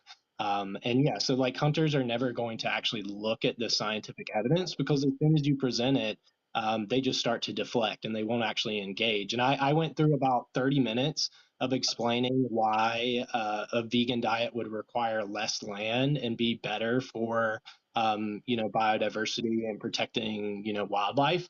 And I directly asked him, do you agree that a plant-based diet is what conservationists should be on, really care about these issues? And rather than answering directly that question, very direct question, after I laid out all the evidence, he just pivoted onto a different topic. So he's very bad faith in his actual arguments.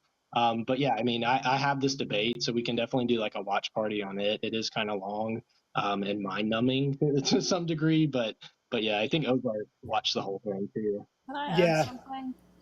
I was actually going to ask. I mean, I was going to ask him specifically, but right as I came off, he got off. But do you can you recall specifically which ethics he was referring to that he rejects compared to yours? Because that's a pretty broad statement, and I remember a couple of times where he actually not a couple, but many instances where he agreed with you on specific ethical considerations. Sorry, the dogs are going after something. Yeah, I had to step out, but yeah, I mean, he definitely agreed on a few topics, and he kind of agreed that yeah, it would take less land, even though he, in his next argument against it, he tried to insinuate that a vegan diet would take more land, and it was just extremely frustrating. And he doesn't really actually engage in discussions if you actually have evidence and stuff to provide. But yeah, I mean, I don't know. I don't know what else to say about it. But Bailey, you said you wanted to say something? Yes. Okay. So, like I said, I grew up with this. My dad himself, before like he moved out and stuff, I grew up with hunters. I grew up with their logic. Like, it was so bad that I had people in high school bragging about it. They'd be like, oh, I killed this deer and it was too heavy to drag up the hill, so I just left it there. Like, I grew up with this. I know how some are, and some are going to say they're good and some are going to say they're bad. But the reason we were going in circles here is because I already have a disdain of hunters just because what I grew up with, and I try not to let that affect me, but it 100% did in that, and I apologize if he's still watching for coming off so aggressive, but it's rights. You may have noticed when I say animals, I say they, them, or him, her, if I know the gender, and it's not use of it. It's not seeing them as living creatures.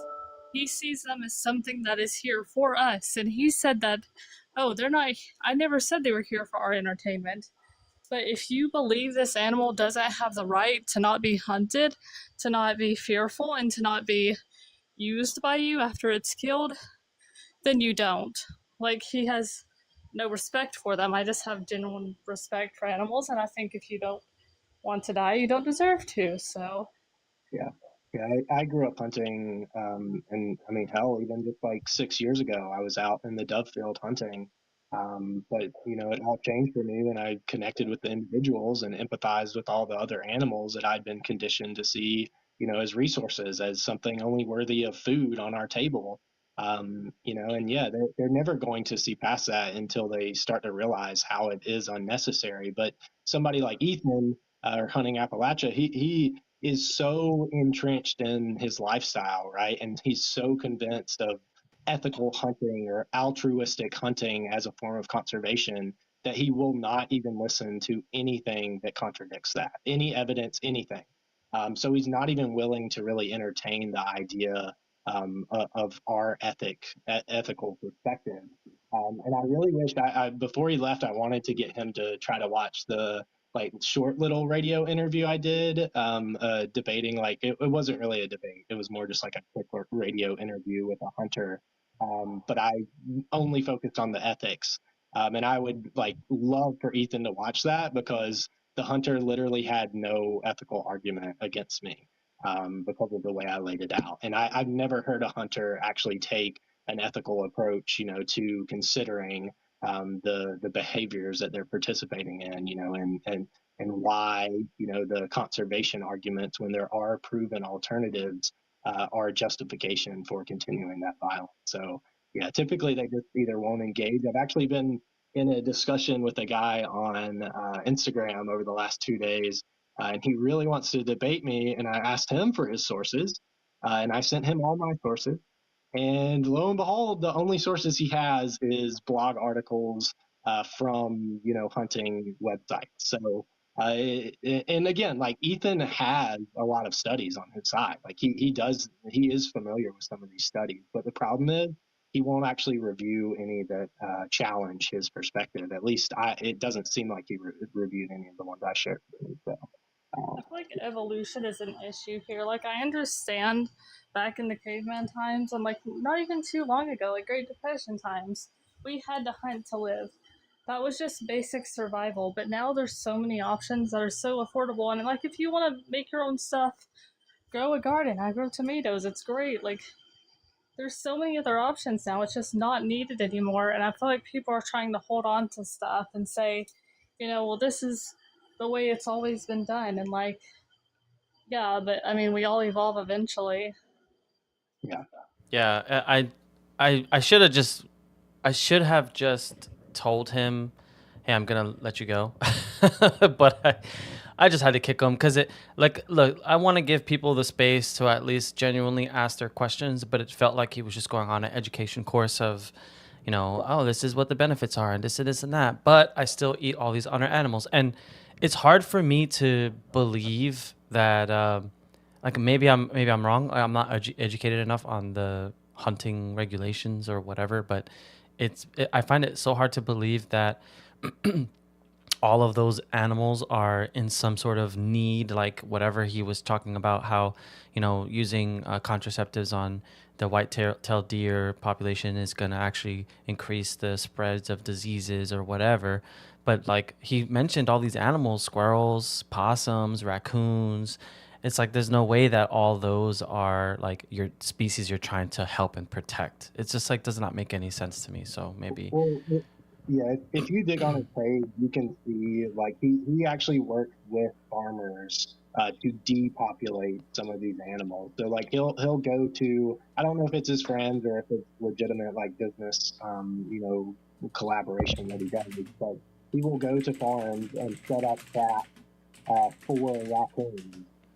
So it is perfectly reasonable to assume that he could be only consuming wild animals. Like I don't doubt him, honestly. Like I do believe that he could do that, but it still doesn't justify like all of these arguments that he tries to use, to justify him taking the lives of these animals. Like just because it's some crop field that could benefit from him unaliving raccoons, he's going to figure out a way to justify that, rather than actually like looking at the situation and trying to find like non-lethal alternatives, right? Because he can unalive that raccoon and get a pelt and consume the flesh of this animal, which is absolutely so weird to me, at least for raccoons. But yeah, oh man, Lydia in chat right now. Oh god, sorry, Discord. Oh, yeah, I was like on chat. Rick, I gotta go, guys. I'm headed to the store to get some stuff. Okay. It was nice talking to you, though. Yeah, thanks for coming up. Bye. Bye. Have a good day. Yeah, sorry, I hate jumping into the middle of discussions like that, but I feel like with him, it's just like I feel like I had to jump up just to get you to let him go. Like, let him go. Oh no. I appreciate it. I appreciate all of you coming up and giving your input because we all learn from each other, and a lot of the things that he was saying on paper objectively could make sense, but it didn't make sense in the context of what he was like how he was living and how he was eating and consuming all these animals that like why are we talking about white-tailed deer if you consume all these other animals? And I don't know. It just felt like I said, like he was just running his course from all these educational courses that he runs for his business, talking about taking vegans out there and having them. I don't know if he said that they actually fire the firearm or whatever, but yeah, I don't know. He was definitely insinuating that, which is wild to me. But obviously, somebody with vegan ethics wouldn't do that, regardless of the situation. So I think it's another case of like I'm pretty sure even during the debate with him, I defined veganism, which he obviously has not retained because he still runs lives where one of the prompts is that vegans should support hunting, which obviously he doesn't understand the vegan ethic, position. So, yeah, it's just like he doesn't really seem to ever retain any of the stuff that we debate over. And he's had debates with so many vegans. Like I'm talking so many different vegans. Like Ozark had discussions with him. He talked to Empty Cages or Hunter, a long time ago, like 2 years ago, and got absolutely dunked on. Like it's just been, I think Lydia's had discussions with him. Maybe Sarah has, but so many of us have like talked to him and debated him over these topics, and he never retains any of it. Like I spent probably the better half of that whole debate with him explaining to him all these alternatives to going out and hunting, right? And why the declining hunting population does not exactly lend itself to future, hunting as a form of conservation. Much less like the contradiction between hunting, which is literally unaliving and exploiting wildlife, versus conservation, which is literally preserving and protecting wildlife. So yeah, he just like can't or refuses to grasp, these concepts, I think. Well, I'm glad that it seemed like all of you came in at the right moment to just I don't know, just clear it up and say, "Ah, you're wasting your time." Just maybe give me more of a reason to just boot him. Yeah, the call went out to the to the vegan community. Everybody, as soon as I jumped in, and a lot of other people started jumping in. I think Nika alerted a lot of us to it, so that was helpful. But yeah, there's a few people like him who he's really probably the only hunter that goes out of their way to like come into vegan spaces and try to debate. But yeah, he usually isn't willing to like engage in debate as much as he's just trying to like share his perspective, which is fine. But you also have to engage, in actual back and forth and debate and sharing of knowledge rather than just like pushing the idea that hunting is the only form of conservation, or population control. Yeah, I was trying to give Bunny like room to speak only because I know she's newly vegan and I kind of wanted to see what her input on it was. So I think it definitely went on longer than it needed to. There were a lot of moments where I just wanted to jump in and just get straight to it. Like it just reminds me of Persona, and how you just like get straight to the questions. Like what are you who are you eating? What animals are you eating? Why? If you say you agree with vegans, why are you consuming these animals? If you're not hunting them for, I don't know, to help them with disease, why are you hunting them? It just seemed like all of it was just a bunch of bullshit. Yeah. For sure. Well, there's a guy in here, James Stein, that's been here for a minute. I'm gonna pull him up. You're more than welcome to hang out, or if you're busy, either or is fine. But this guy's been I'm doing waiting in here. some, yeah, I'm doing some computer work, but if you need me to hop in, just let me know. Okay, yeah, I'll pull him up.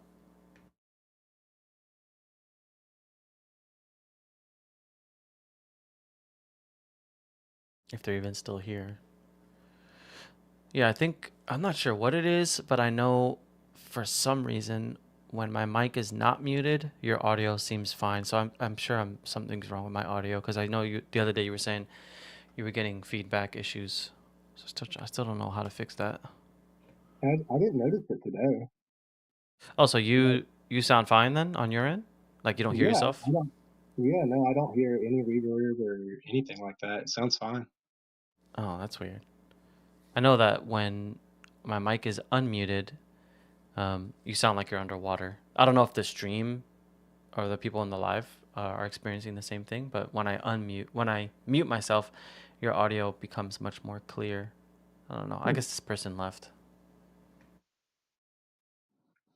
We got Sleeve down here saying vegans are good fish food.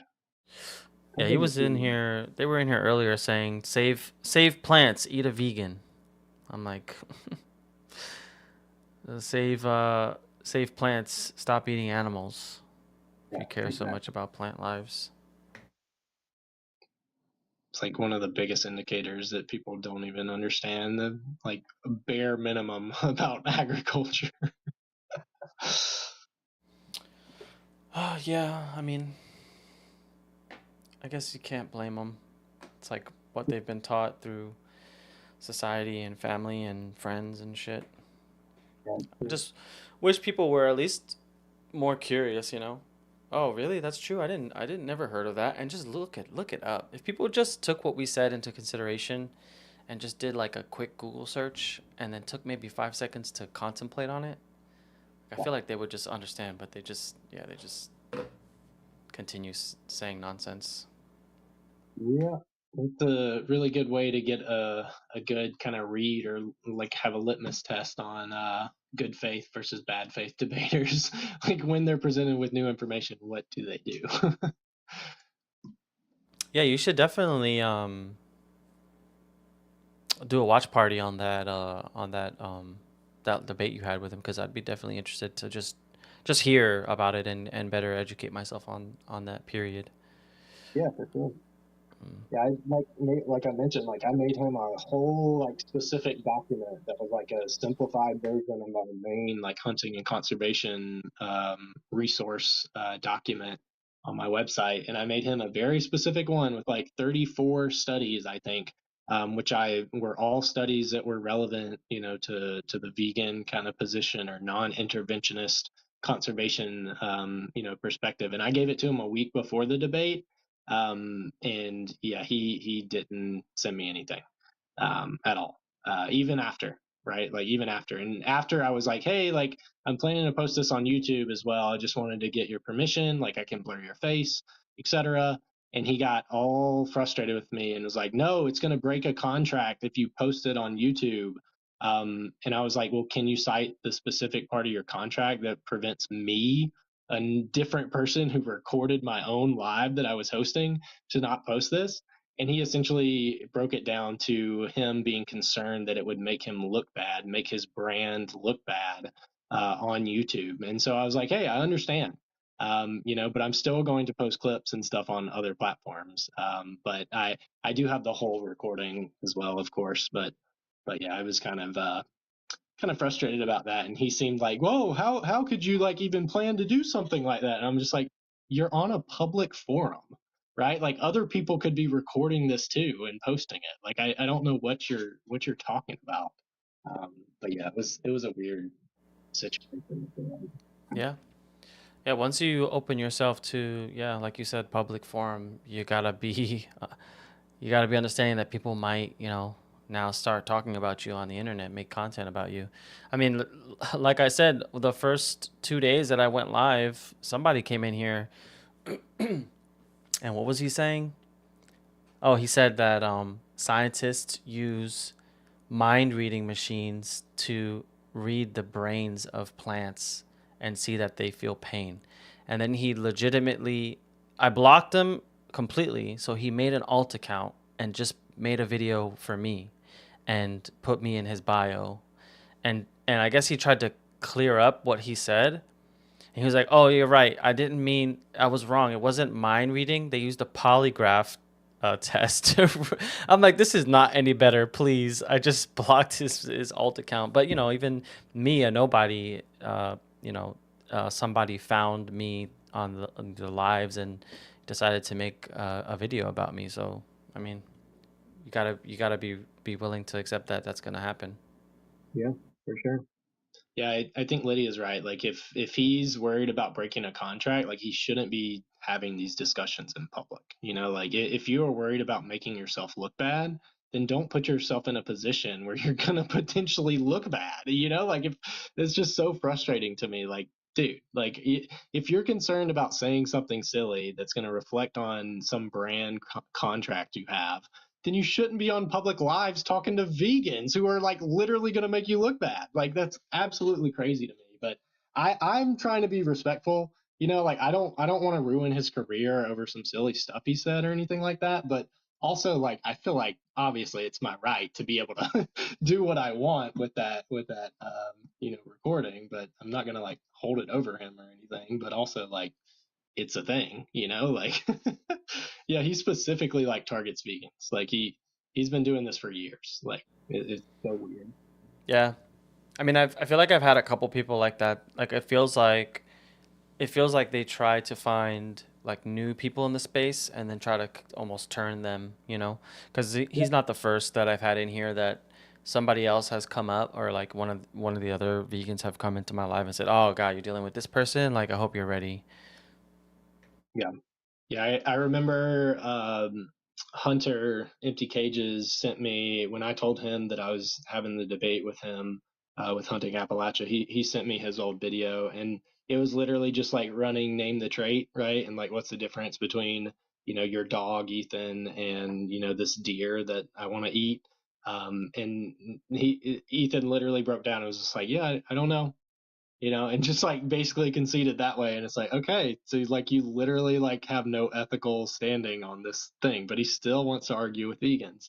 But he can't tell us the difference that justifies, unaliving deer, but not human babies or, dogs or cats or whatever. So, yeah.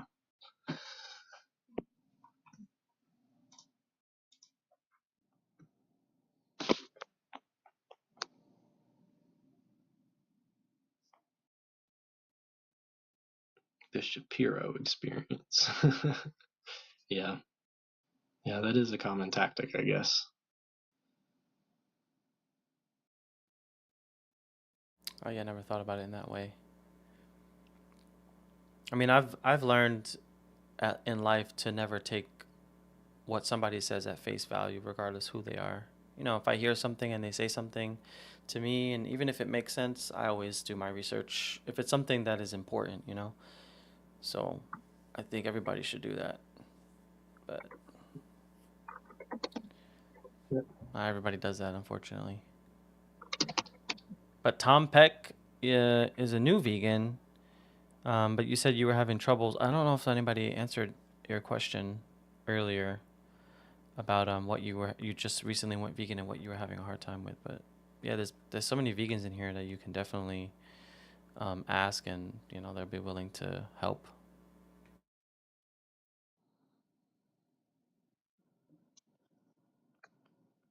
Was it Tom that had a question? Yeah, I think it was Tom Peck.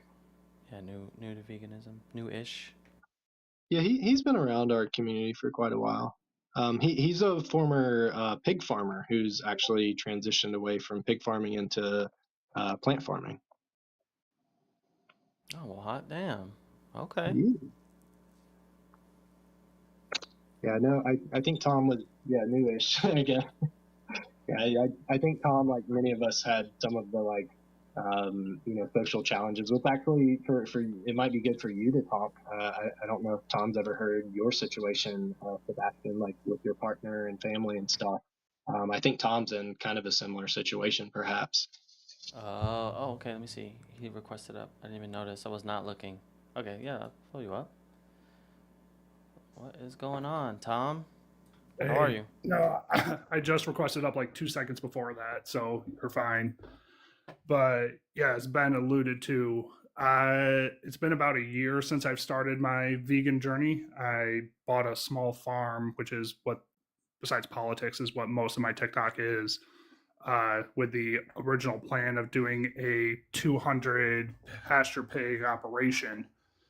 And after I bought my first pigs and raised them up, slaughtered them, I went into a deep depression. I grew up on a farm. I, slaughtered hundreds of animals, hunted, all that kind of stuff. And those two pigs just really messed with me because they trusted me. And it was just something that was absolutely terrible that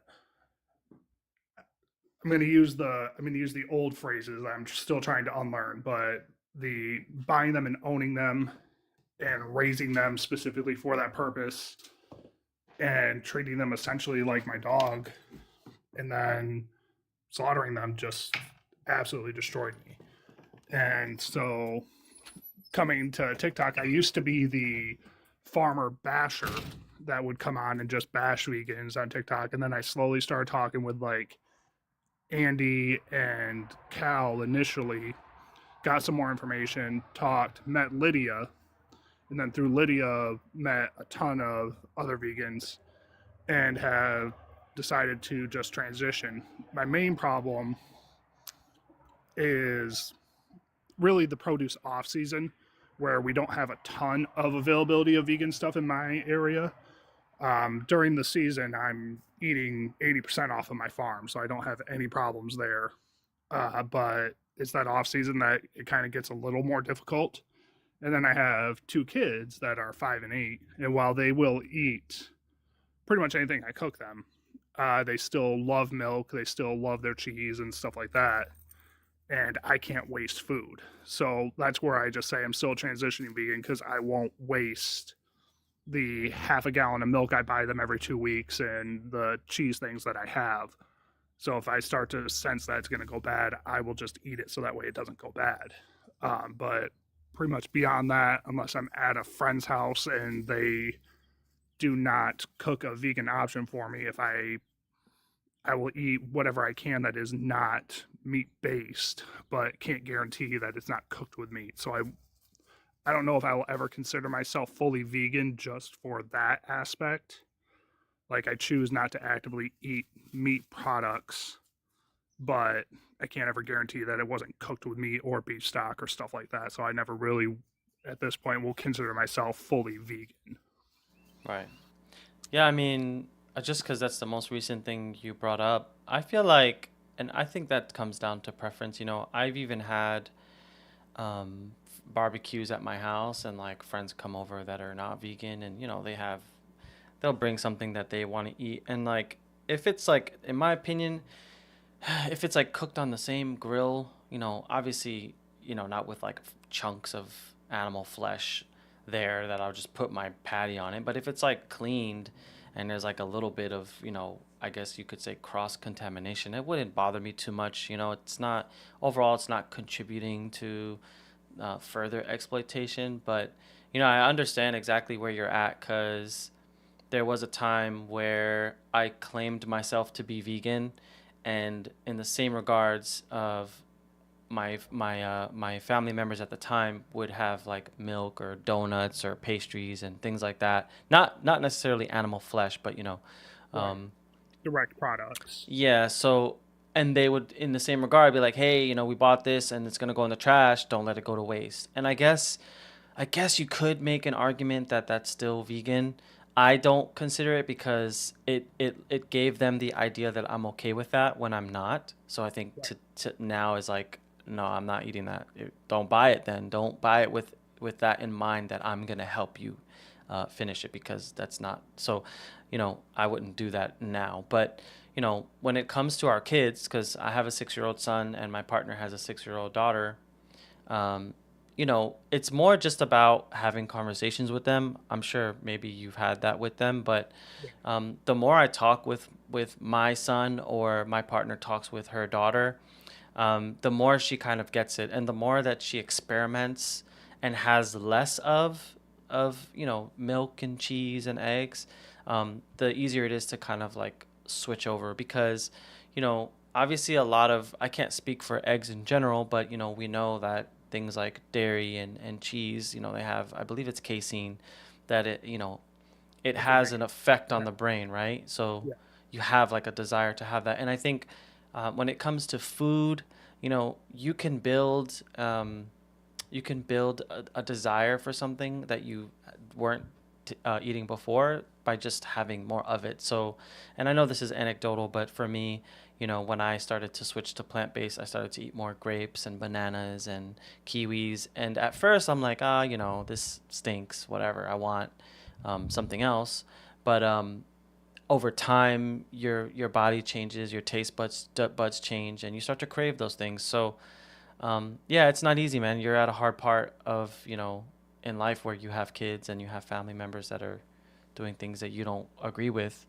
You just have to, try to have conversations with them as much as you can. Try to explain to them what you went through, and they'll make a connection. And if they care, no one says they're gonna be 100% vegan, but they're gonna try, right? And they're gonna hear you out, and that's the important thing. So, um, yeah, but it's definitely not easy. I feel your pain on that because I've dealt with it as well. So Yep. Nope. And it's hard. I mean, obviously transitioning also it's like I've got tons of leather products in the house and leather gloves, leather boots, so stuff that I still use because I can't afford to replace it all with vegan products. So it's just an issue of that to where I just claim that I'm a transitioning vegan and working towards veganism, and it'll take as things wear out they get replaced with vegan options and things like that. So it's a transitionary period, which I really try to talk to farmers because I'm involved in our local agriculture. I do farmers markets. I do all that kind of stuff with my vegetables as I slowly transition my farm from the wanting to be fully livestock and setting up the farm to do that now completely having to do a 180 and it's always interesting conversations because so many believe that it's like here this is a immediate first step, and it's like and that's a I don't want to say necessarily a problem I've had with other vegans, but it's definitely been a contentious issue that I've had where there are some aspects of the vegan community that are fully all or nothing, and the magic wand community is kind of how I explain it. And it's not possible for people that are established in livestock agriculture to do the magic wand. And working towards saying there is a transitionary phase to everything, that is something that I really try to preach to the farmers that I do interact with because it's expensive. like it's expensive to completely change your life over. I'm experiencing that now, and I know some of my farmer friends would experience it 10 to 100 times more than I would. So just slowly working that and working through there, I've already gotten a few people to reduce their loads and of animal products that they produce to transitioning into more vegetable options and things like that on their farm. So in the next like 2 years, we're probably going to have another farm in the area that is going fully veganic, kind of like Ben's farm, and move into the sanctuary area as they've realized how much harm that they are doing and how much of a toll it's taking on their own mental issues. Yeah. Yeah. I mean, I always tell this to everybody that, it's not easy to completely 180 your entire life, especially when you've been doing it for such a long time. If you've recently started to go vegan in your 30s, or even some people in their 40s, it's really hard to change everything you've learned about life, your culture, your upbringing, your family events, your social structure, everything. So yeah, I respect that 100%. But yeah, I think it's just about like once and you take all the necessary steps you can to stop contributing, right? So, and then yeah, like you said, you're affecting the people around you, and you're convincing people to kind of hear you out and understand that what you went through by raising these pigs like your own, and having to be a part of that whole process, how it's changing. So it's important for people to grasp and understand. So yeah. And just to address something, Jay, I fully understand how hard it is on the animals. Like, believe me, I get that. They understand. Yeah. There is also, like, while I consider, I'm not going to speak for the entire vegan community, while we consider animals a independent being, we are still going to default to humans needing to survive. And as I've said, if the only way that you can survive is by going and hunting a deer a year, and you don't have enough money to go and buy vegan food, and you can't grow enough to fully supplement yourself with all of that, it's not something that I really want, but it's the most reduction in harm that individual can do. So if we can get somebody to take it down to where they hunt one deer a year as opposed to 10, that's a win in my book. If we can take a farm that used to raise 1,000 broiler chickens and get it down to 500 in a year, that's a win in my book. And it's just slowly, working that all the way down to where people don't need it.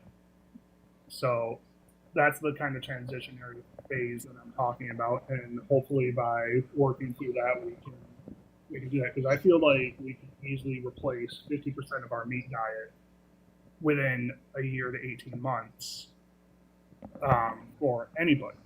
So at that point, you save billions of lives, and if we do that every year, it's consistently billions of lives saved every year until it's just only a couple thousand, and then we have won.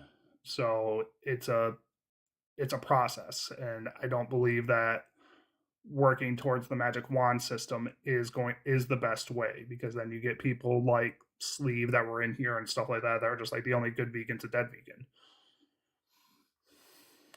Yeah, I think the overall message and goal is to completely remove. But yeah, I mean those cases where someone absolutely has to hunt is rare. But we're talking in the niche cases, just to clarify people in the chat. It's like you absolutely need to survive. But a lot of people try to use like the person that was in here earlier try to use it as a justification of like, oh, I need to do it for survival, when they really don't, because they do have access to a grocery store. They aren't financially in peril. They try to hide behind the facade of that what they enjoy doing and what they enjoy eating and who they enjoy eating. That they try to hide behind that. So yeah. And that's a completely different aspect than somebody that is literally just scraping by, and the only thing they can afford to do is McDonald's once a day, and they don't have the storage facilities to keep any kind of food. So that's all that. And I'm not even going to get into what a holiday wants to get into, because that's just disingenuous. Yeah. Well, look, I appreciate you coming up and sharing your story. I feel your pain. It's gonna take some time, but you just keep at it. Explain to your loved ones why you do it, and I'm sure they'll hear you out, and they'll at least take it into consideration. I mean, a couple of my friends that are very far opposite me in the political spectrum, and also on this, they clean off special spots for me on the grill when we go over, and they throw down my Impossible Burger, and we'll use different things. They ask. My ex-wife asks now when she cooks, and I try not to make it hard on them. So we work together on it, and that's all we can do. Yeah. Well. Yeah. Appreciate it. Yeah. Thanks for coming up and sharing your story. Talk to you later. All right. Take care. Who's this person requesting up? I saw you here earlier. Who is this? I think I'm gonna end the live actually. Anyway, I got work coming in, so I'm gonna end the live here, make some lunch, and get back to work. But I appreciate everybody for your support, all the vegan homies coming in and joining me up on the panel, and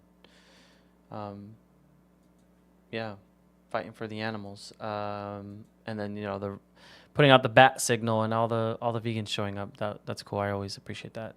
Good to see you, Persona. Persona, go live. I want to hang out. I want to continue, but I can't host. I gotta focus on work for a little bit. So, yeah. All right. Everybody, take care. Thanks for coming by. You're sleepy? Yeah. Take a break. You need to get some rest. I will see you all tomorrow. Have a good night. Oh, well, have a good day or good night, depending on where you are. Excuse me. Bye, everybody. YouTube. Wait, I'm still alive. I didn't click end. Bye. YouTube is still here. Johnny Vegan Seed. I'm not sure if you're still here, but you're the last person to type. Oh yeah, you saw a homeless vegan. Homeless vegan was in here. You told me about him. Yeah, you were the one that told me about him, and I was like, let me check him out. And I was following him, or I subscribed to him, and I was checking out some of his lives. But man, his chat is so much worse. He just has people spamming like crazy. And it's funny, you see, it's just every vegan, right? You see him, they're fine, and he's doing his activism, and then people start saying some stupid shit, and he just starts getting frustrated. But yeah, he was in here. That's awesome. But yeah, that was cool. So hey, what a small world. Yeah, he's awesome. Maybe I gotta see if he's live. It seemed like he was live every day, but I'm ending here. If I'm being honest, there was a couple people that kept popping in the live that I don't want to kind of be around, so I just decided I need to end the stream early. But yeah, I'm gonna get off and get back to work and eat some lunch.